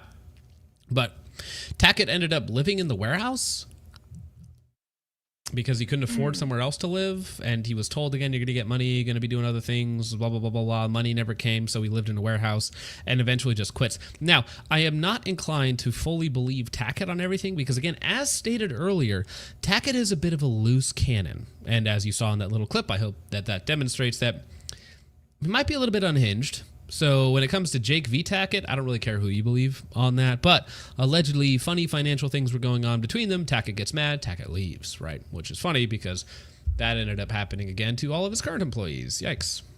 Hello to the truth. Not to mention when I posted a story to Instagram for you guys to vote if you wanted diplomacy or the truth, there was a 95% vote for the truth. So to the thousands of you out there that voted, we shall set you free. If you want the short version, here it is. Nolan and Tackett are incredibly talented, and they know it. I was unable to pay them what they demanded me to pay them towards the end of last year, and frankly, what they probably deserved to be paid. So it's just so funny in the current context about the rest of his employees also aren't getting paid what they deserve. I mean, they left. That's really all there is to it. I mean, the other one was just not invited back after a temper tantrum that he threw kind of during. All right, so what does Tacticon even do? Tacticon, for a long, long time, sold fake Chinese tourniquets as real life-saving devices. Now, Tacticon or Chinese tourniquets are of suspect quality. The QC is suspect, and I personally would not feel comfortable selling those to individuals to make a profit off of them, a massive profit off of. When their only purpose in existence is a life-saving product, right? Now, they got called out for it on Instagram by Lucas, Mod O, myself, among others. We had a really long, like 3-hour session debate with them. Didn't go well. Got bogged down talking about tourniquets for an hour, so I actually have PTSD just talking about it now. But they sell overpriced, crappy Chinese goods. So here is... We did make clips out of that, so if you guys would like to check out just the abbreviated version of it, or if you want to go back and see the whole stream, it's back in there. But it was a very, very good show. So, well, I wouldn't say it was a good show, but it was a show. So most things are out of stock, which is probably because they can't afford to bring it in, which is funny. But they sell generic, overpriced Chinesium goods. These are all Chinese sourced. And is my browser dying? My browser might be dying. Hello, please. Gosh dang it, dude. All right, there we go. Finally. All right. Let's check out their lights. But it's all just cringy Amazon special. Like, I mean, universal bore sight for $40. These are $6 on AliExpress. Battle beam, IR sight. It's just the cringiest stuff imaginable, right? They're charging you like more than Streamlight money for some of this stuff, right? And it's just the cringiest Amazon special garbage stuff that you can find, right? That they're selling for too much money. That's what Tacticon does. Now, very importantly, the body armor they make in-house, some of it they allegedly did. The rest of it was also like just 600 steel or 600 steel plates, which they defended for a long, long time. But again, most of it's gone now, right? They're not able to keep their stuff in stock somehow. Now, another super funny thing, and this was, I feel like, my best point in that debate that I had against Jake, is they sell the 2A Pro course, which, yes, it has this 2 days, 21 hours, 24 minutes, 45 seconds banner. That countdown is a lie. 2 spots left in the course and then it's closed. That's a lie. It's all marketing hype and gimmick to try and make you have FOMO, right? It's about to fill up. Class is about to fill up. You can't do it. It's about to end. You need to get it now. Bye. Surprise, surprise. It doesn't work. Only 2 spots left. Then 80% off ends. Now, this $10,000 in 10 days, what that is you buy like $2K worth of crap from them, and then you go to a local gun show and you resell it. That's how you make 10K. So you literally go to a boomer gun show, you take all of your overpriced Chinesium crap, and then you resell it at a massive margin to boomers, and that's how you make 10K in 10 days. That's how you. It's just a reselling scam. It's like you buy our products, and then you go and you resell it at a gun show, and you make money. So and they'll even give you a loan up front, if I recall. Oh, bro, these used to be, when we did this last year, I think, these were way more expensive, dude. They were like $1,500, I want to say, with not the 80% off, obviously. Well, I get why they're 80% off, but they were like hundreds and hundreds, or over $1,000. I'm pretty sure. I'm pretty sure the big course was $1,776. I have sure. It was. I have the video Mary Kay in the side chat. If you want to post it for people, they can go back and watch the. Yeah, so this is the Andrew Tate, but for like retarded 2A people, I guess. Buy my Hustlers University course and scam unsuspecting boomers at a trade show for the low price of $1,700. And then if you buy the premium plan, you get the ability to resell Tacticon products. I just love that the countdown and the number of spots available is the exact same a year later. Well, right. No, it never ends. That's the thing. They are lying. They are simply lying. 35% off your monthly membership and website hosting for life. Cancel anytime. But that's only on the gold plan, or sorry, the elite plan. Most popular. 10K in 10 days. And then you also get the ability to Tacticon's white label. You could white label the Tacticon white label, bro. If you just give them, right now it's only $500 plus $20 a month forever. My cell phone number, which this obviously isn't his real cell phone number, text with any questions 24/7 heart Jake. Well, I can see why your courses are 80% off and you haven't been paying families, Jake. Maybe you should focus on paying the people that you're that work for you rather than this tactical scam, tactical con, some would call it, right? With this 2A Pro course gayness. But let's check their last. They don't do podcasts anymore, but. Yeah, their channel, like some of the videos get good views, like M81 camo, that's cool, whatever. Free, that's a free giveaway. That has 70,000 views, that's good. But most of them, struggle to break 5K. Most of them struggle to break 5K. They had a podcast with, again, the people who left, which I think is quite funny. This is probably actually after we had our debate, right after that, 9 months ago. That's probably right after that. But I know it wasn't my fault that they went down. But I can't help but think that there's a possibility that I contributed to it. This is what happens when you can't sell, minimum order quantity. Yeah, I mean, honestly, I am sad simply because the employees got scammed out of it. What did you just send me here? Oh no, that was just the video from the last year, the putting the con in. Oh yeah, that we reviewed. Well, actually, I want to see this. Yeah, so this was a year ago or 9 months ago, 11 months ago. Damn, this was a long time ago. So you have the exact same thing on the 2A Pro. Let me see. Do we talk about the course cost? Where's the course cost? Okay. Yep. Yeah, dude, it was $1776, 50% off. So $900 for this course for the privilege of reselling Tacticon products. And then $400 for the basic plan, where you don't get a white label Tacticon products. Yikers. Quite funny. Yeah, if you want to drop that in the chat for people, they can go back and watch that. Well, David, as I told them, they need. I'm going to text Lucas after this, and I'm going to be like, Lucas, Tacticon is going under. They need an investor. You need to buy it. All right?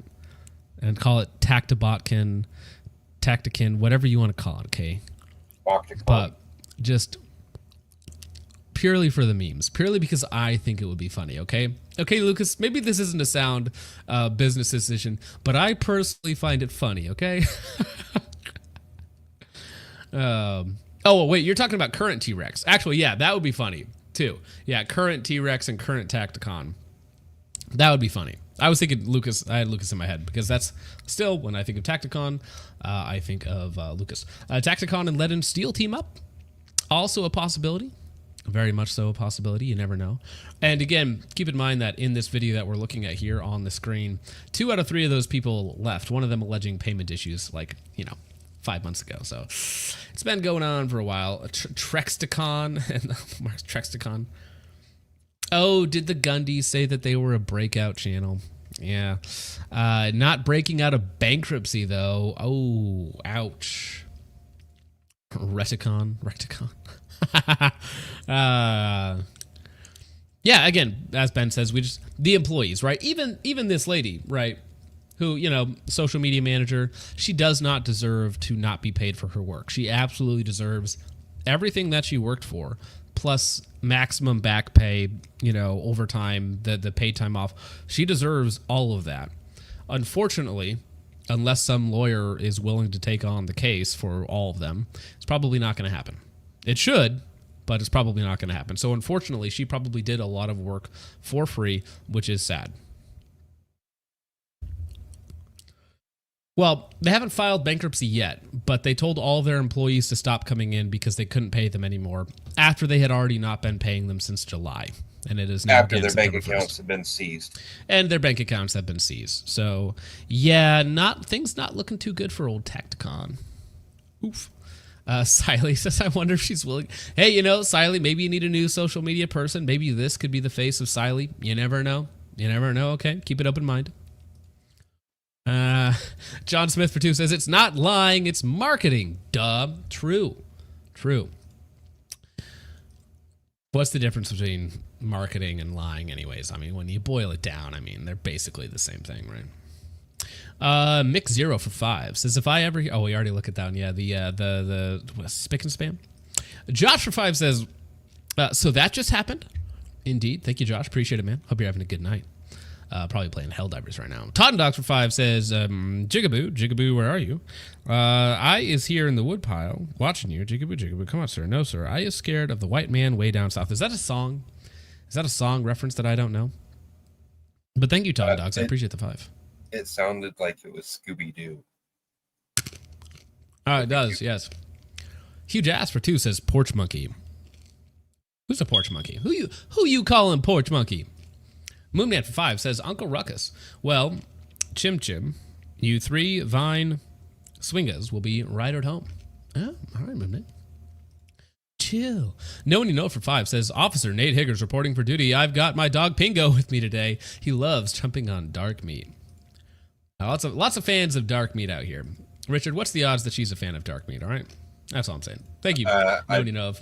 I think she's moving probably on. a fan of roast beef. Moonman for 2 says, would you look at her? Imagine the smell. Gross. Ah, you're mean, Moonman. Moonman's mean. But I do have to say that Boondock absolutely crushed the poll with 68% of the vote. Crushing the poll, Boondock. Dear. Chud McGill for 2 says, Officer Nigerberg Kickenstein here to support Nate Higgers. Yes, indeed. Thank you, Mr. Chud. Chap for 5 says, if she's truly a Cali girl, she'll be on OnlyFans in a week. The donation links are open. I was to say that week might have been last week, good sir. But I mean, maybe you guys are actually into. Sorry, I just backed into my own stream somehow. Maybe you guys are into because she is. What's the video on? The video's on cleaning something. Cleaning this old Harley Davidson. I think that's what the video's on. So maybe if you guys want to check that out, Bandita Moto, because, you know, watch the video. You guys can at least go check it out if you're into that sort of thing. Moonman for 5 says, I have never even heard of this company, but any company with tactical in the name is a red flag. Post GWAT LARP company that will last 5 years. Well, I think they lasted 8. So over under is off a little bit, but yeah, I think Tacticon lasted 8 years. Not just tactical, but con. It's so funny that it's con in the name, and then they're accused of not paying their employees. Quite funny. Huge Ass for 2 says Tacticon. Very good. Very good. Salutes to you. Joseph N. That looks like HP Lovecraft's cat. Got a Tacticon Red Dot. It's a POS. Yeah, indeed. The dot barely works. Loose wires under the sight. Using a piece of rubber to squeeze the wires to make it work. Man. Siley, what do you have to say to that quality control right there from Tacticon? Damn. Tuss the Third for 2 says, hey mom, this my lady, I call her Knuckles and Neck. Well, she does have neck tattoos are a weird one for me. Every time I see a girl with neck tattoos, I'm like, one, that's got to have been extremely painful. But also, like, why? You can never cover that up if you tried. Like, ever. Neck tattoo and full sleeves all the way down to the fingers. Yeah, well, I don't know if she had full sleeves, but she had the finger tattoos too, which is also a weird one. Tuss the Third, thank you for that. Moonman for 2 says, LMAO, of course she is applying for government jobs. Well, listen, maybe the government needs a social media manager, okay? Maybe they need better PR down there in California, okay? The homeless camps are making them look bad. Thank you, Moonman. Just Some Space Cowboy for 5 says, good luck getting Boondock on for a caliber and ballistics conversation after this one. Boondock catches a lot of strays on this show, okay? But how could she be mad? She won the poll. It wasn't even close. 68%. She should be flattered. I'm totally not in trouble. Thank you, Just Some Space Cowboy. I am. Q Jasper 2 says, Tactibroke? Yeah, Tactibroke. Tactagon. Tuss the Third for 2 says, ironically, my uncle's name is Mike. Uncle Mike's holster. Wait, are you saying you were Uncle Mike's cock holster? All right. Hugh Jasper 2 says tactical pyramid scheme. Indeed. Yeah, for a low price of $888, you too could be able to resell Tacticon products. Thank you for that huge ass for 2. Dr. Fuzzy for 2 says, anyone who voted for Tacticon is not a true patriot. That's okay. The Gundies are rigged anyways, man. The Gundies are rigged. Let's be real. Moonman for 5 says 8 years. Shaking my head. Have they considered being around long enough to remember having 2 separate water fountains? No, they're not that old, unfortunately. Or fortunately, I should say. Fortunately, honestly, right. Huge Ass for 5 says neck tats on a woman. Clavelad is super based, indeed. Thank you for that. Huge Ass for 5 says neck tats on a woman's throat screams, I swallow on the first date. I swear I've never done this before. Oof, ouch. R. Bobbert, ouch. Jeez, chill. Gosh. All right, they just won't stop. Bo Anderson for 5 says, Flip Flop Man, make viral video. Blonde founder craves screen time. Sell Vietnamese slop, go bankrupt. A story as old as Richard's. I don't know. As Richard's jokes? Probably. Yikes. Okay, now over on... True, yes, exactly. Chinese supremacy gets it. He gets it. He feels me. All right, phrasing. Clavelat for 3 on Ko-Fi says, back on another 6-hour work week. Meant to say 60 hours last year. Okay, I get it. Yeah, 60 hours, bro. Good luck out there. Anyways, here is my tithing for the new Mormon Church of Focus Trip.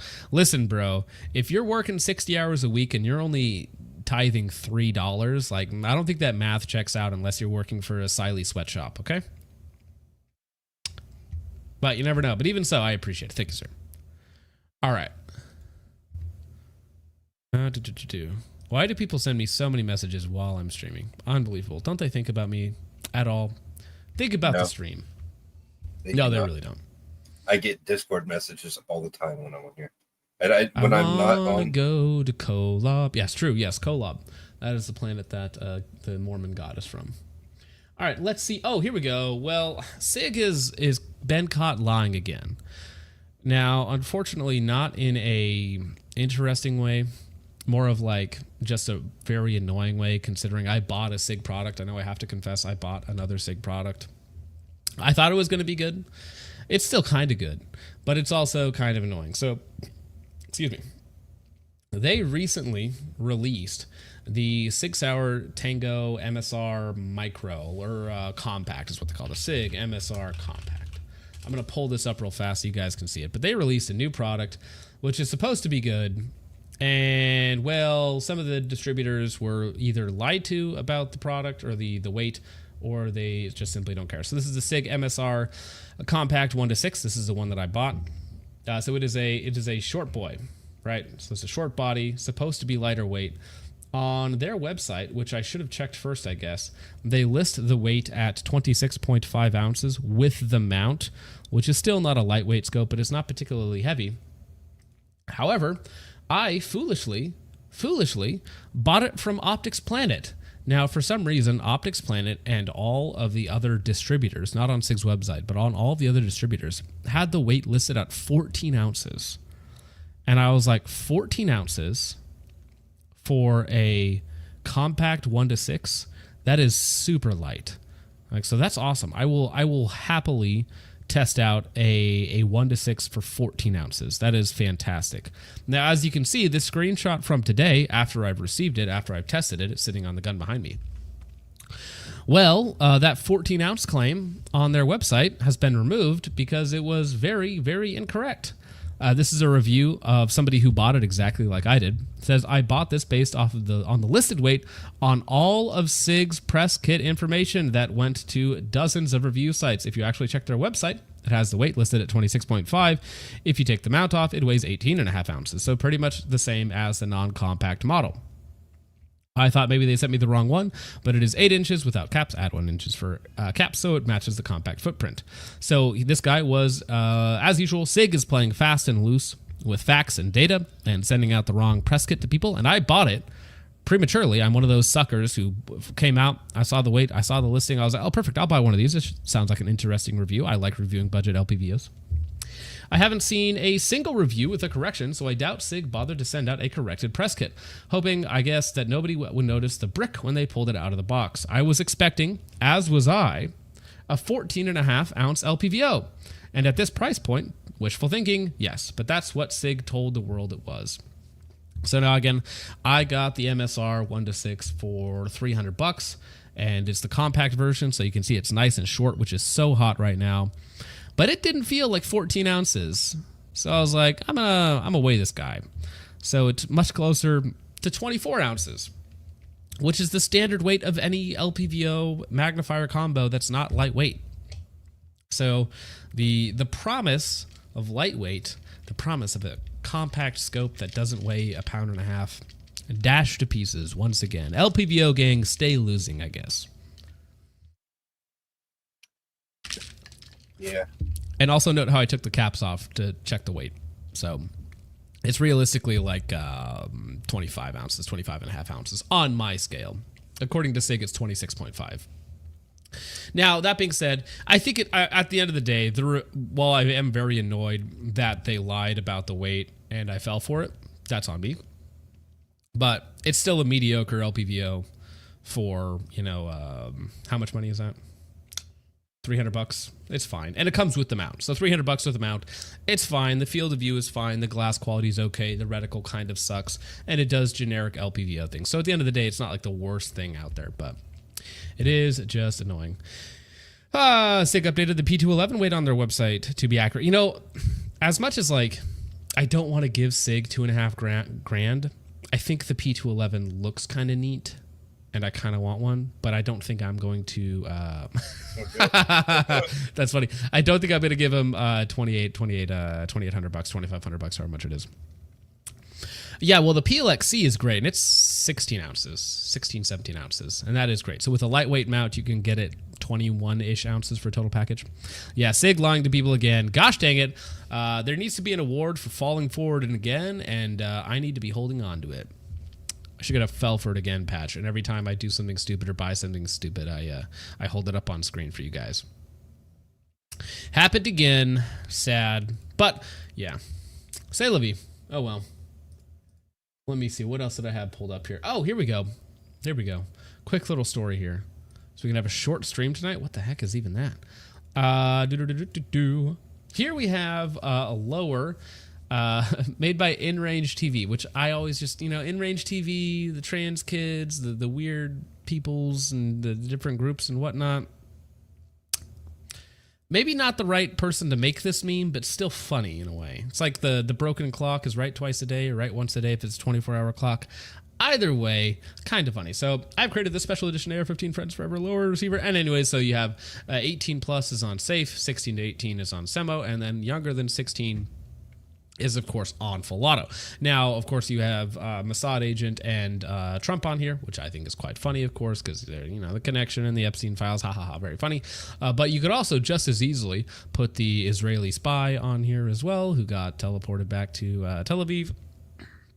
Flown back anyways.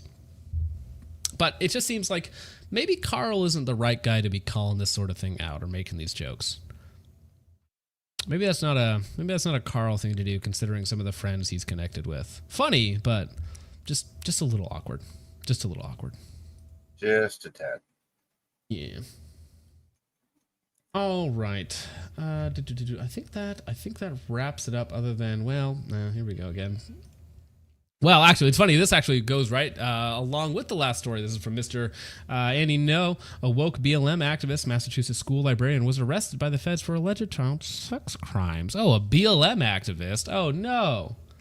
Wait, so it's a equal opportunity offender, I guess, I guess that does tie in together. These people, these type of people maybe should just be removed for their ideology. I don't know. Found at Scott McKinley's home in a locked suitcase, a Santa suit, diapers, applesauce packets, and children's underwear. What? Firing squad immediately. So, remember when you see a Santa at a mall or something like that, I don't know if they still even do this anymore, but just remember that. And this is a BLM activist school librarian. I just think you guys honestly, I'm just going to say, you guys shouldn't be sending your kids to public school in any way, shape, or form. Shouldn't be doing it. I know it sucks. I know it's hard. I know some people aren't equipped for it. I mean, I know some people had really positive childhoods in public school and they have fond memories, but those times are gone, my friends. And I don't think it's worth the indoctrination or the possible exposure to pedophiles that comes along with public school. Yeah, wood troopers now. The wood chipper yearns to be fed.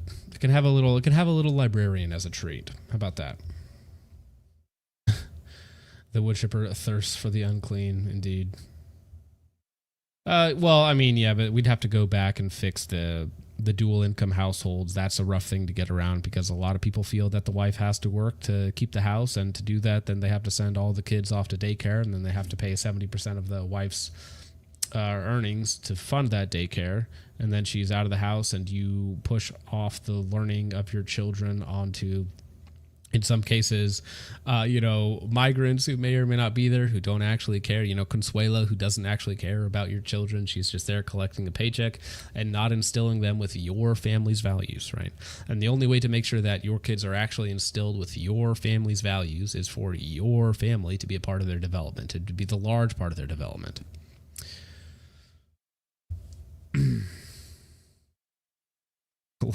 Legs first, indeed. I was thinking fingers first, but legs first works as well.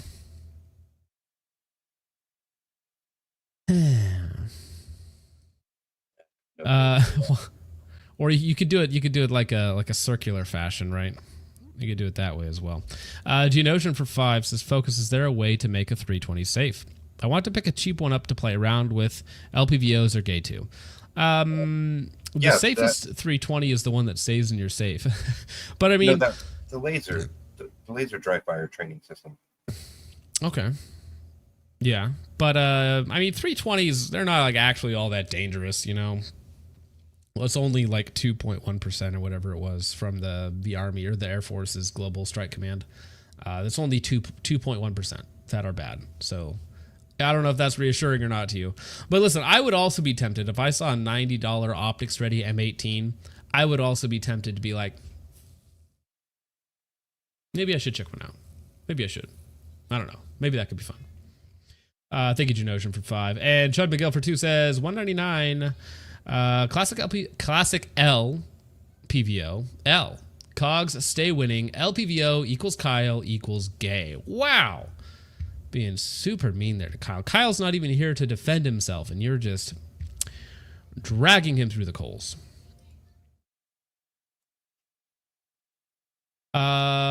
Just some Space Cowboy for 5 says, while we're on the topic of SIG, do you want to talk about Brassfack's review of the M7?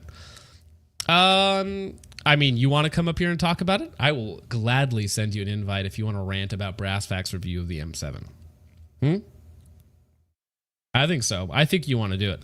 I think we need to have Just Some Space Cowboy come up here and rant about Brassfack's M7 review. Since we're on the topic of Brassfack's and the other thing, Brock was right. All right, fair enough. But I think Just Some Space Cowboy, if you send me a DM on Discord, I will send you the link. All right, and you can come on here and say your piece. I think that would be quite entertaining to see how that goes. But no, this is his video from 3 days ago. Sig's 6.8 XM7 worse than I thought. Yeah, I could send Brock an invite as well to see if he can get up on here. Be prepared for 6 max propaganda. Just send me the Discord DM, and I'll send you an invite. I don't know. We can't watch it on stream because surprise, surprise, a Brassfack's review features a lot of guns, and we can't live stream guns on YouTube somehow.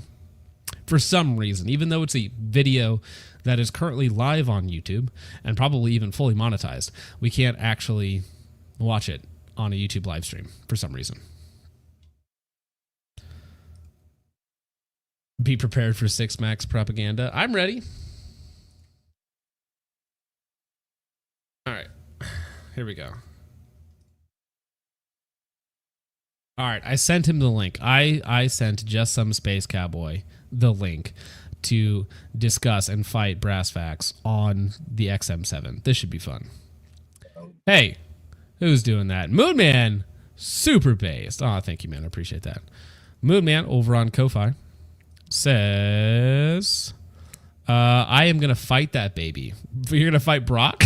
Is that what's going to happen? You're going to fight Brock? I mean, fair enough if you want to. Who am I to tell you no, right? Who am I to tell you no? There's a Jeet watching Focus Strip to pull the plug whenever. Yeah, true. Custom Line says, there is a gentleman watching Focus Strip at all times, ready to pull the plug whenever anything gun-related moves. Yes, they are keeping a tight watch on the show. Brass and Beards for 2 says, deport Focus Strip. No, not me. I've done nothing wrong yet. Well, except for the few things. But don't talk about those, please. Thank you, Brass and Beards. Appreciate you, man.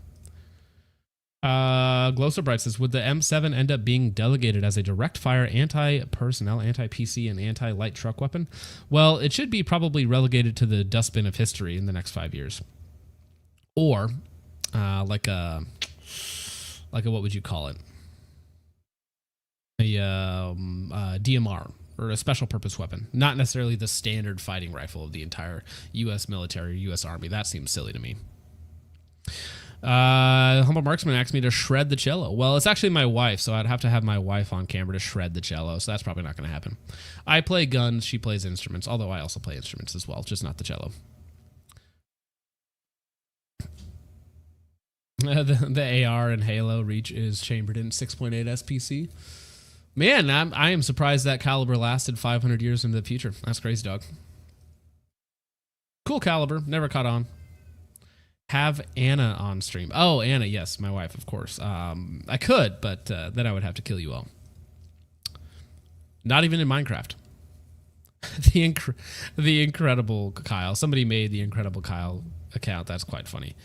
You know exactly who did it. That's quite funny. Thank you, sir. Over here on Ko-Fi, somebody else just donated. Huge Ass says, you specifically can't handle guns on stream because you aren't a melanated doctorate student who's just trying to lower property taxes. True.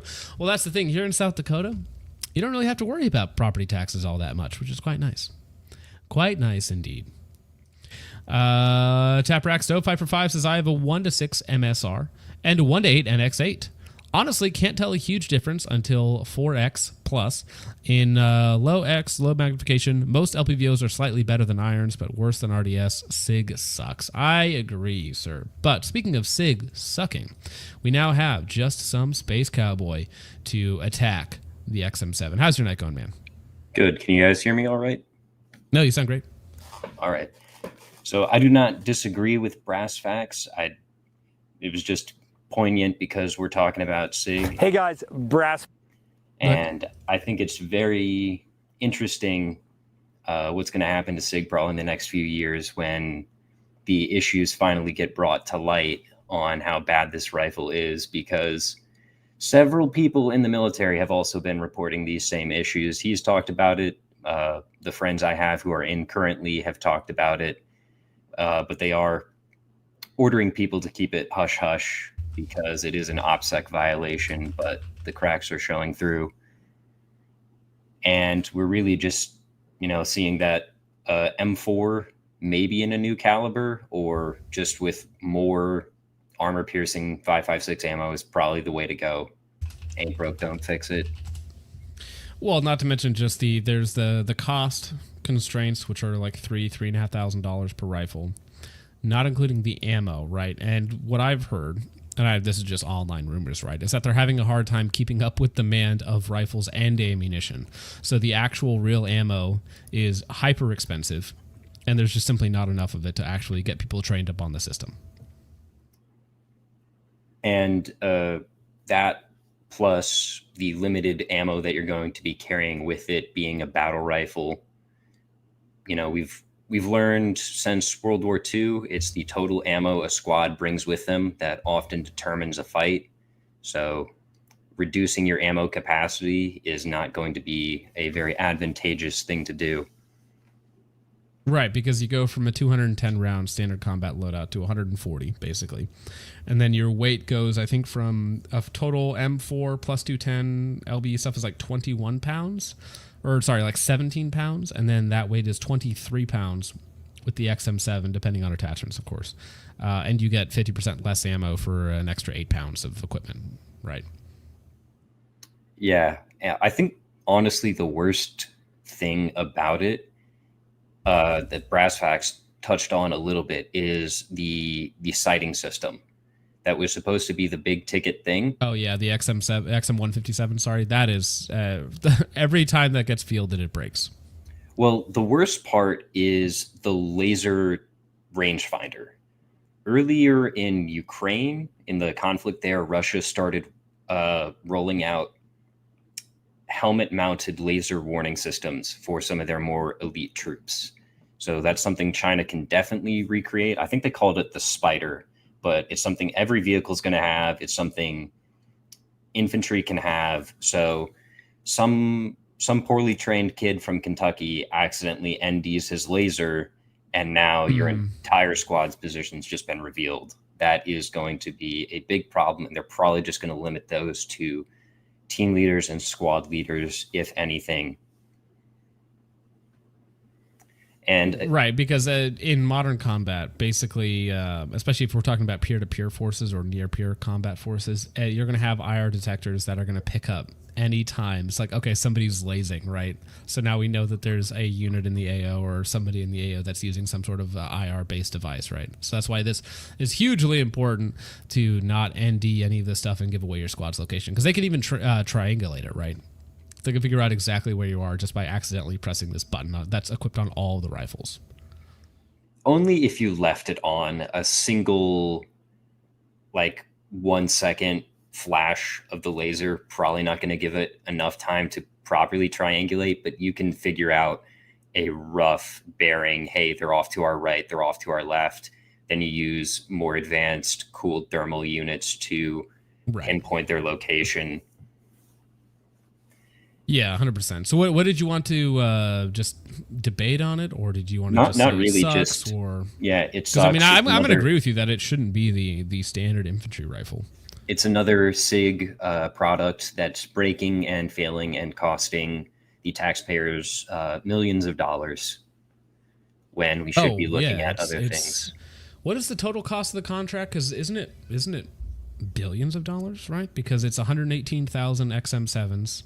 The same amount of XM157s, not to mention the ammunition contracts and the suppressors and other things to go along with it. So isn't it? Am I crazy? Isn't it billions of dollars? Well, it's going to be in the billions, because it's not just the ammo alone. They had to expand the Lake City plant and get new tooling as well to make the new casings. What do you think? Right. About Okay. Yeah. So that's right. The program's overall value is expected to reach $4.7 billion. Wow. What were you going to say, Richard? What do you think about the new casings just being used in the existing M4s? The new casing technology just being ported over and used in 5.56? There is some potential for it, but really, you're running into an issue where most guns cannot handle it. The SIG gun, which was supposed to be specially designed to handle it, is burning through barrels extremely fast. It only maybe makes sense in a military setting where you could potentially have the logistics network necessary to support it. But if you're burning through barrels in, say, 3,000 rounds as opposed to over 10,000 rounds, that's going to be an absolute nightmare for armorers. And you're going to have to potentially, in a peer-to-peer conflict, have rifles getting switched out within the span of a week.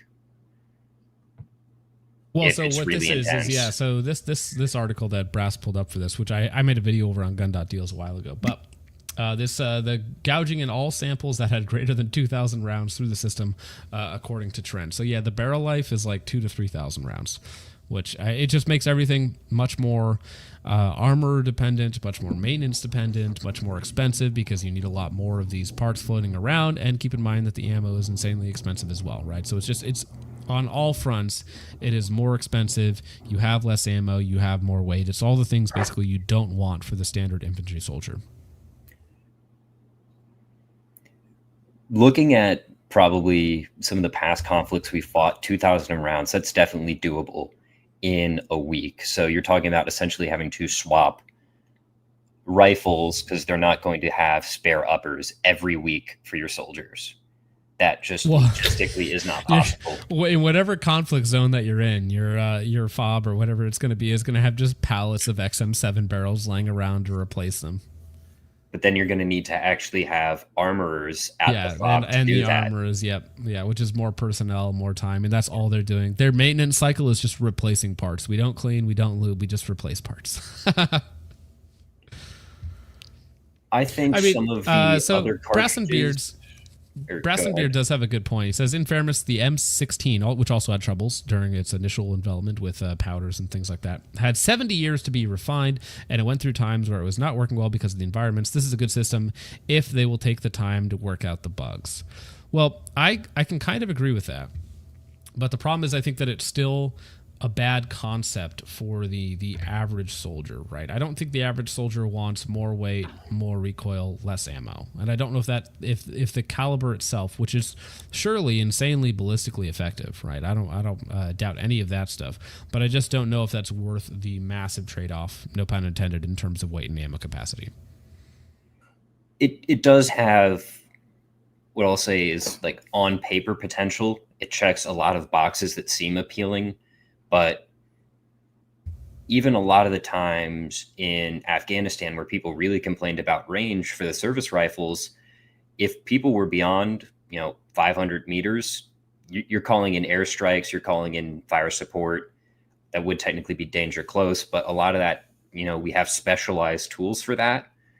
And the standard M16 or an M4 with an ACOG can make hits at respectable distances. Then you start adding in specialty ammunition, more advanced optics, and you can push that probably to 700 with something like a Mark 12. And then you also have a Mark 12 with the Black Hills 262 or whatever it might be. You can stretch those if you're a talented shooter 700, 800, 900 yards without too much issue, right? So I mean, those are kind of bridges. And what's funny is the Mark 12 is lighter than the new NGSW, the XM7. Sorry, shooting the same capacity as your standard M4, way lower recoil, and can still reach out and touch things at distance. Now, I am sure that the 6.8 is much more ballistically effective in terms of terminal performance than a 77 grain 5.56, but the 77 grain 5.56 can still reach out, 6, 7, 800 yards or further in the right circumstance. Now, something else that Brassfax pointed out about the XM7 is sometimes the thing just isn't accurate. So I don't know if that long distance engagement is really something that's even necessarily in the cards for all XM7s, because they're not like the most accurate system on the planet to begin with. And, again, because we have a essentially peer-to-peer conflict going on, the Ukraine conflict, those dudes are not complaining about, body armor being a problem with 5.56 and 5.45 guns. A lot of the times it's either, you kill someone with a frag grenade or you just shoot them enough times that they stop moving. So and that's another thing too, is body armor is very effective against like 5.56 in a lot of cases. However, it also only covers a very small portion of you. And as far as I'm aware, most helmets are not rifle rated. So it is there is a lot of your body that is uncovered by armor. Armor covers like a very small, very important section of your body. But so you shoot somebody enough, you're going to score hits that are going to do damage. Yeah. So a lot of this system is, I think it was from the Chuck Pressburg clip he shared. Someone at the Pentagon saw a weapon system and armor threat that could defeat everything we had currently. So we got new plates and we started on a new rifle program to beat this threat that we have never seen fielded en masse. And when we're looking, well, that is true, but we're also not even going to be able to field this rifle en masse. So it's like two people fighting against each other, where neither side is actually going to be able to field their top tier systems because they're too expensive and there's not enough of them. So even if, let's say, Russia could produce, this top tier system that's going to defeat all of our rounds that we have, they would only be able to do it in very low numbers and probably not for frontline grunts. And then we developed this system to counter that super hot system, but we can't field enough of them, and we won't be issuing them to all these frontline grunts as well. So it's kind of like, it's almost like a paper tiger in a way, where as of right now, these things don't really actually exist, and there isn't enough ammunition to support it on our side, and almost certainly Russia won't be able to field enough of them to make a significant difference on the front lines, right? Yeah, I mean, all of the planning at the Pentagon, everything is looking at either a conflict with, or well, some of the things have changed with Russia's recent actions, but we're still probably looking at a conflict with China around 2027. And for that, you're just going to want a crap ton of M855A1, the EPR, and tungsten core 556, and that's going to do like 90% of what you want it to do, and you can carry a lot of it, which is the most important thing. When and we're already making it. We already have the manufacturing capability behind it, right? Yes, all of our allies use it. Most of our allies, already use STANAG mags, so you can literally just take a mag off your kit and hand it to someone from a different nation, and that's going to be the most important thing when there's 30,000 PLA soldiers assaulting your position. Well, so Brass and Beard says that question. So is this rifle ballistically superior to the M110? The rifle is not. The cartridge is. The cartridge is a cool idea, right? It's a very high pressure round that takes a lot of finagling it to get it into a system that works reliably, which SIG hasn't even fully unlocked, I would say. But the rifles are basically the same, but the cartridge is superior to 308 or 6.5, right? Yeah, although I think TGC just did the article on it. SOCOM just picked up a bunch of LMT rifles. Yes, they did. They won the MRGGA program, which I shot LaRue's version of it, because LaRue had an MRGGA, Geisley made the MRGGA and LMT, which I did a video on that at SHOT Show 2025. And then the LMT actually officially won the contract for that, which is good, because LMT, their military guns are great. Civilian side, not so much. They don't really care about civilian sales as much as they do for the military. Yeah, like,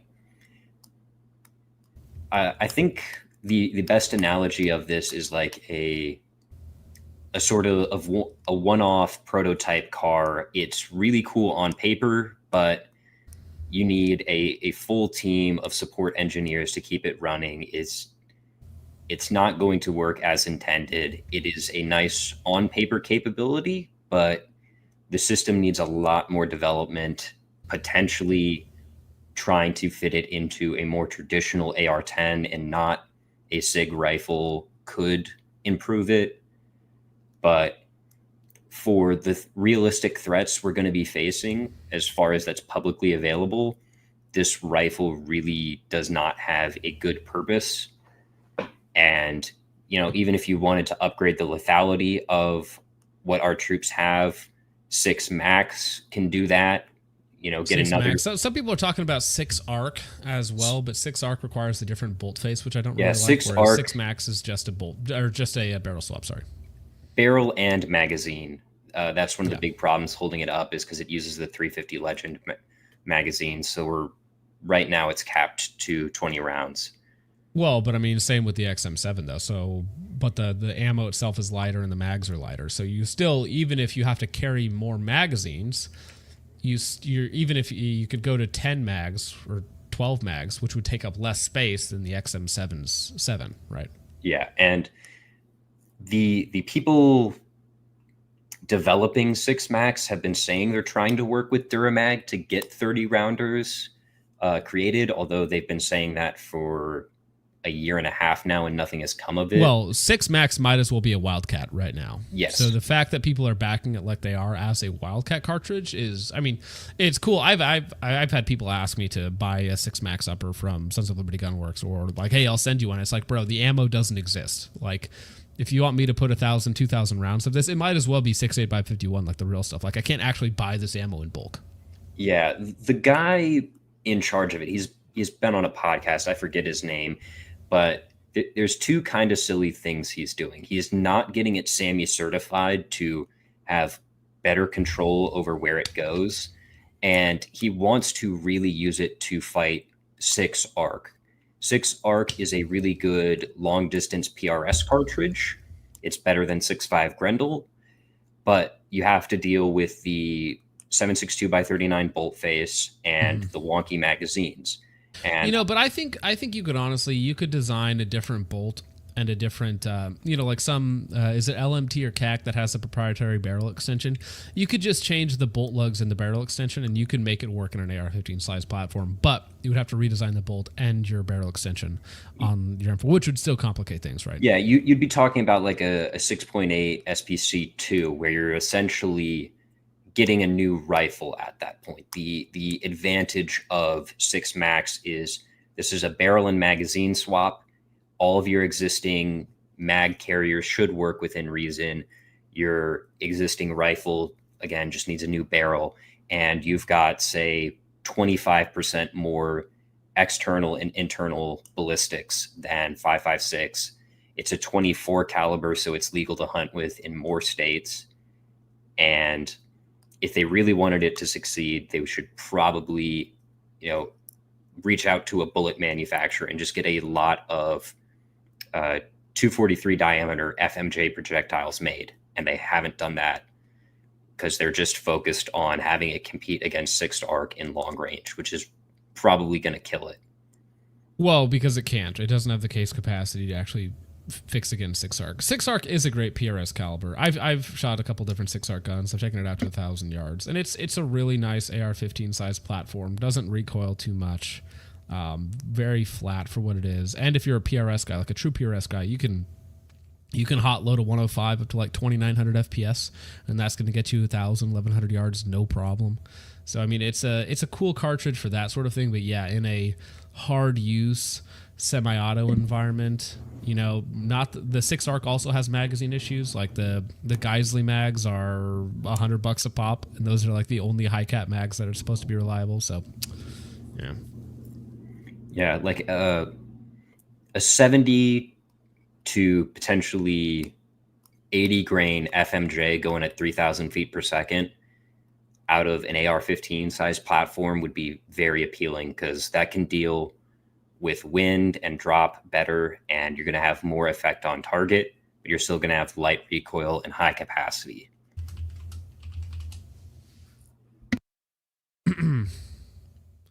Ada Vashon for 5 says, I'm beginning to think we may have given up on 6.8 SPC a bit too soon. I think M855A1 is probably the best overall choice, but Modern Warfare 3 drip. Yeah, I do like in Modern Warfare 3 the ACR is specifically chambered in 6.8 SPC. And it is kind of also interesting how like 6.8 SPC had a little bit of hype, died off basically completely, and now it's like, well, we want another intermediate cartridge that's a little bit better than 5.56 ballistically. It's like 6.8 SPC is just sitting on the table like, hey, pick me again, please. The Wildcat cartridge scene has really been loving the 6.8 parent case. They 221 220 Russian, is that the one? I think that's Grendel, and like the 6 ARC that's 220 Russians. 6.8 SPC, they developed a whole new line of Wildcats off of it called the GPC family, and those are pretty interesting. They go from 22 up to, I believe, either 7mm or even a 9mm. And again, you're just talking about mid-frame AR pushing a slightly heavier bullet at much higher velocities without having to deal with increased chamber pressure, which is one of the big issues with the hybrid casing is, you're going to have to deal with increasing the weight because everything needs to be built to a much higher standard.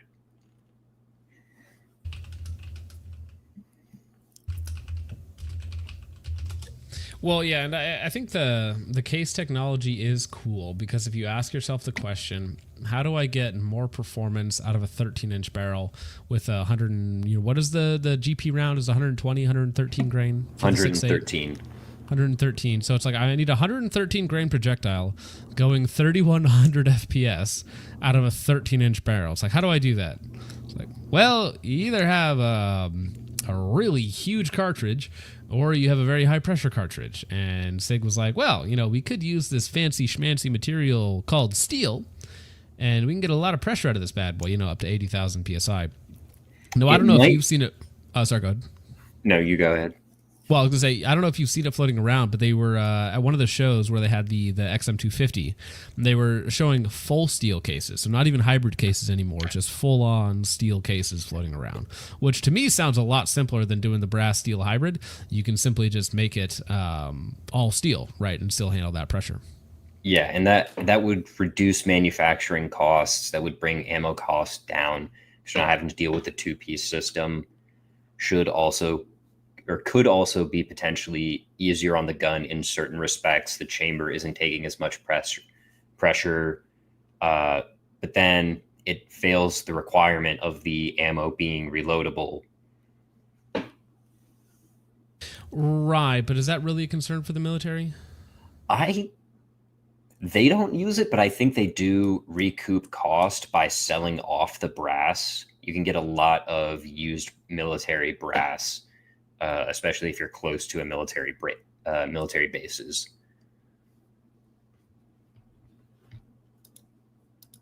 Well, right, but so you won't be able to reload it, but the logistical support of making it cheaper to manufacture with a solid steel case. And also, I don't know if you've seen this, but the pictures of the cases themselves coming apart. Like, I don't know if that's I haven't seen guns any getting of hard those, or stuff like that. but I've heard about I feel like having a single piece case would make that a lot easier. Now, I don't think you could do it with a 113 grain projectile, but I think a Ruger SFAR and maybe 243 Winchester could probably push a 90 to 100 grain projectile pretty close to 3,000 or over 3,000 with the right powder, using some faster burning powders. But again, you're having to drop the bullet diameter from a 277 to 243. Well, yeah, you could go down to like a 6mm case. Like somebody's had 243 with you can get projectiles that are super light and push them ridiculously fast, but then you run into the same barrel life issues. Damn, I just lost my train of thought. I was going to go somewhere else. Yeah, somebody in chat says 80 grain, 3350 FPS in a 243 win. Now, I wonder what the Army was looking for specifically. Is it that 3,000 FPS number? That's what was the magic number for them to penetrate this, armor system that may or may not exist. It's like it has to be 3,000 FPS to do it, basically. It probably honestly has to do more with maximum point blank range and easy battle zeros. If you have a fast, flat-ish shooting cartridge, it makes, you can have a longer point blank range, easier battle zeros. Although that's kind of made redundant by the sighting system if it worked. Right. Big if. And with armor defeating, we've had 308 Sabo rounds, which can do quite a lot. At one point, I think Oxide has a video on them. There were 308 depleted uranium rounds as well. Like, we have a lot of options to deal with armor from existing systems if we really wanted to.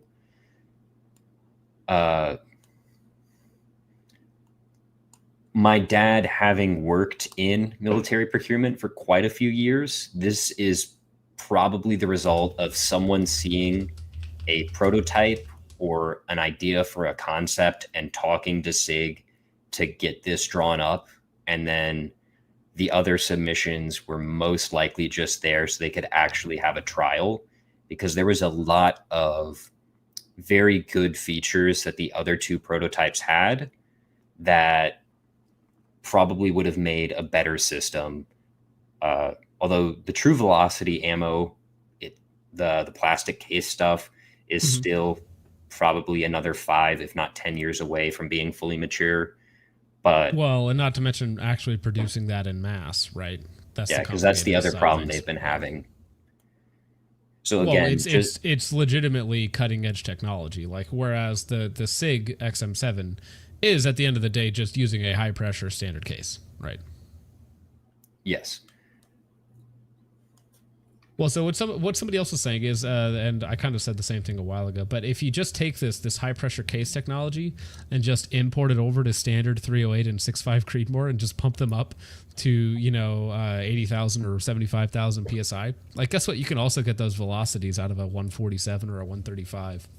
Yeah, but then again, your problem becomes what rifles do we have that can actually handle this without blowing up or handle more than a magazine of it without a major parts breakage?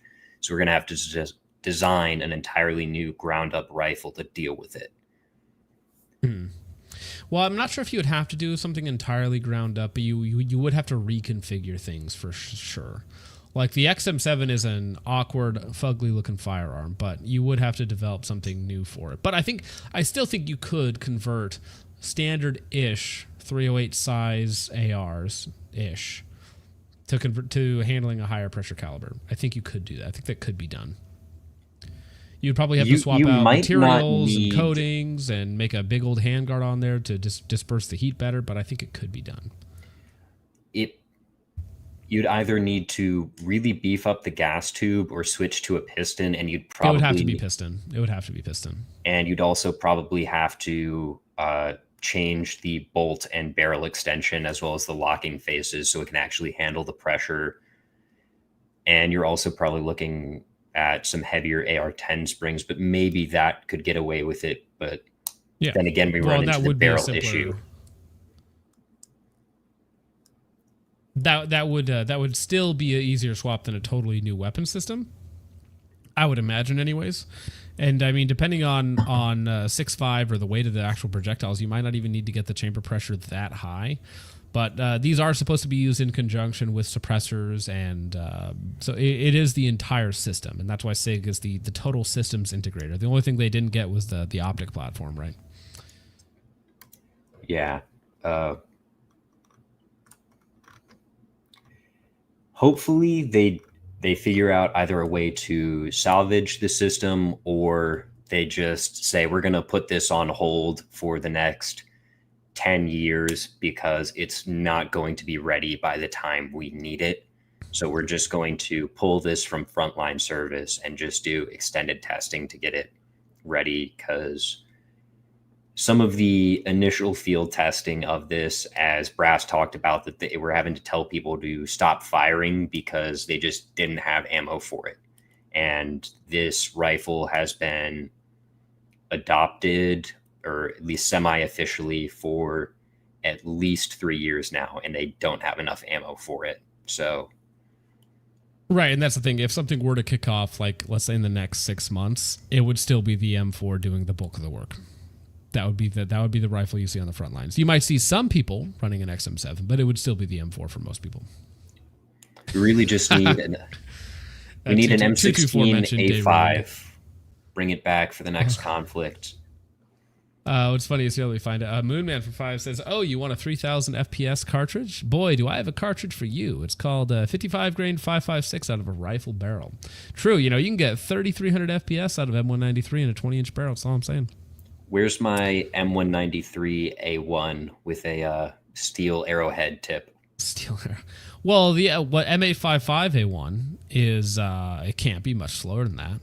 3200. It is a little slower. I think typically, because it's a heavier projectile, you're looking at 3,000 feet per second.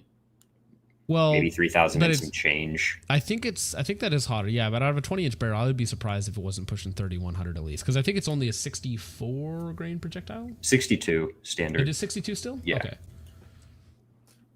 Okay. Huge Ass for 5 says, "All I wanted was the XM8 and my Starship Troopers armor. A big army with the big green weenie again." True. Although maybe you lucked out not getting the XM8, because the XM8 and the G36 had some problems for being plastic. Plastic, fantastic. Space magic. Geonosian on Ko-Fi says, "Just give everyone a URGI or develop AP 6 arc rounds and just use those rifles instead of 5.56. Well, yeah, but with 6 arc, we talked about it before. Now, all of this would not be a problem if we were only issuing these as like a special roll rifle rather than the standard infantry roll rifle. But yeah, what is guys that call their 6 arc rifle? The GFR. Those are also like $3,500–4,000. A little spendy. Then you got bad bolts and wacky magazines and all sorts of other crap to figure out with those. Moonman on Ko-Fi says, "If I worked for that part of the government and they said to me, it's basically a death ray with the caveat of it's heavier and has less ammo, I would have that guy shot." The M4 for us and the 74 for Ivan are basically perfect for a retard enlisted man. Yeah, I mean, it's hard to go wrong with a 6.5 pound M4. That still has basically all the capability you want. Moonman for another $3 on Ko-Fi says, all cartridges are not whatever we already have in bulk, is firmly a side grade, a novelty, a silly little guy pilled whimsy cartridge. Oh, 6.5 cum guzzler. This does the 6.8 butt fuddler. Does that. Nobody cares. I will kill you. Use 7.62 or 5.56 like an effing normal person. Yeah, why can't you just be normal 6.8 SPC or 6.8 by 51 or 227 Fury or whatever they call it? Moonman again says, I will drown all my special boy cartridge enjoyers in a river with the cats. The China 1 buffet didn't want. Normalize this, normalize that. How about you normalize being normal? True. Thank you, Moonman. Appreciate that. We're all autists and we can dream about our favorite what if cartridge all we want. Bro, that's why you're on a 2-hour live stream arguing about 6.8 by 51 for the last 30 minutes. Come on, you're already here. You know you're in this deep. Huge Ass for 5 says Eugene Stoner is going to prove battle rifles to be useless 60 years after doing it the first time. How many times do I have to teach you this lesson, old man? Thank you, Huge Ass.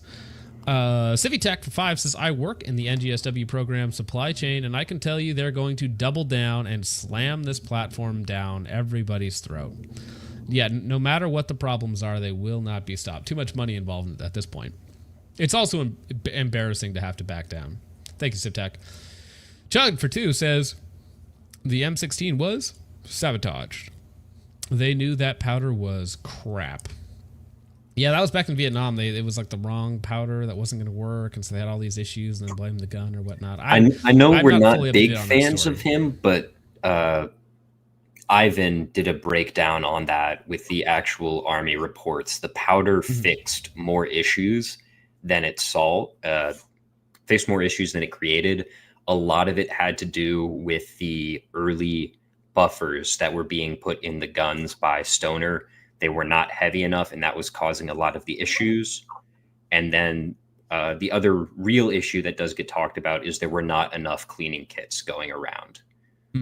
No, so I mean, I don't dislike Ivan. I just think he's a contrarian sometimes, and contrarians just it's a little tiresome for me. So he still does very good work, but it's just every now and again that little contrarianism pops off, and I'm like, whatever. The actually shtick. It's like, well, actually, if you read this 600-page report, you would know that. Oh, it's like, all right, I don't care, bro. I stopped listening once he started talking. I know you don't care for Carl Casardo, but he sat down at one point in time with, I believe it was Jim Sullivan, Eugene Stoner's other half on the M16 program, AR-15 program. And he got a little emotional when he started talking about the powder switch and what all happened. I'm not sure if that's still up, but it was at one point in time. I'll see if I can find it for you. It was a good chat. Can find it. Stealth for 2 says 5.56 ain't it for armor. I want a NAS 3, which is again that they're hybrid cases. Can I get this little mat? There we go. 30-06 ammo. Well, the problem is chambering anything in 30-06, a long action 30-06. Plus, you don't want that to be cycling semi-automatic. That's not going to be fun to figure that out. Chud for 2 says return to M16A1. Nasal decongestion or nasal congestion doesn't want you to be peak. Black pregnant emoji. All right. That was an interesting super chat there. Thank you, Chud. Moonman for 5 says, I'm not arguing. I am stating. Arguing implies someone who disagrees with me has value in their opinions or as a person. I see. Thank you, Moonman. And 50 TNCSA for 5 says, XM7 is in the running for the shortest lived rifle in U.S. military history. Well, it's only been, a year since it technically got adopted. So they have like 9 more years. They might be able to make it. In-range interview with Jim Sullivan, 2015. Oh, this is a long time ago. Or I'll set the video for private because it had Ian in it, so it's no longer did he available. Really? That's yes. Funny. What a turd. What a turd. Interesting. What a damn. It was a very good interview too. It was very, very good. Wow. All right, Carl. What a turd. Well, hey, we got one more. Stealth for 2 says AR-10A2 looks so much cooler than this SIG thing. That's a callback from a long time ago, my man. Thank you, Stealth. All right, so before we get out of here, Space, thanks for coming up and talking all things XM7 with us. Really appreciate it, man. But you got anything you want to shout out or talk about before we get out of here, sir? No, not really. Yeah, that's it. All right, well, hey, I appreciate you coming on, man. Richard, what do you got going on? Well, I'm still waiting on YouTube to hopefully approve my video of Nate and Trench Grenade, because Nate dropped the F-bomb about 715 times, I think is what the total was. So that needs to be edited out if they're not going to accept it. However, if they do, that video will be up tomorrow. So if you guys could go over and subscribe to the Clips channel. This is the second channel. I take the live streams, cut them up, put them into the smaller, more bite-sized segments for your enjoyment over there. And your subscription and watching over there really helps us out over here. So it is also the backup channel if the main channel stream goes down. Which does happen. Which happens quite often, actually, now that you mention it. All right. But with all that out of the way, gentlemen, thank you so much for watching. I hope you all enjoyed. I will see you in the next one. God bless, gents.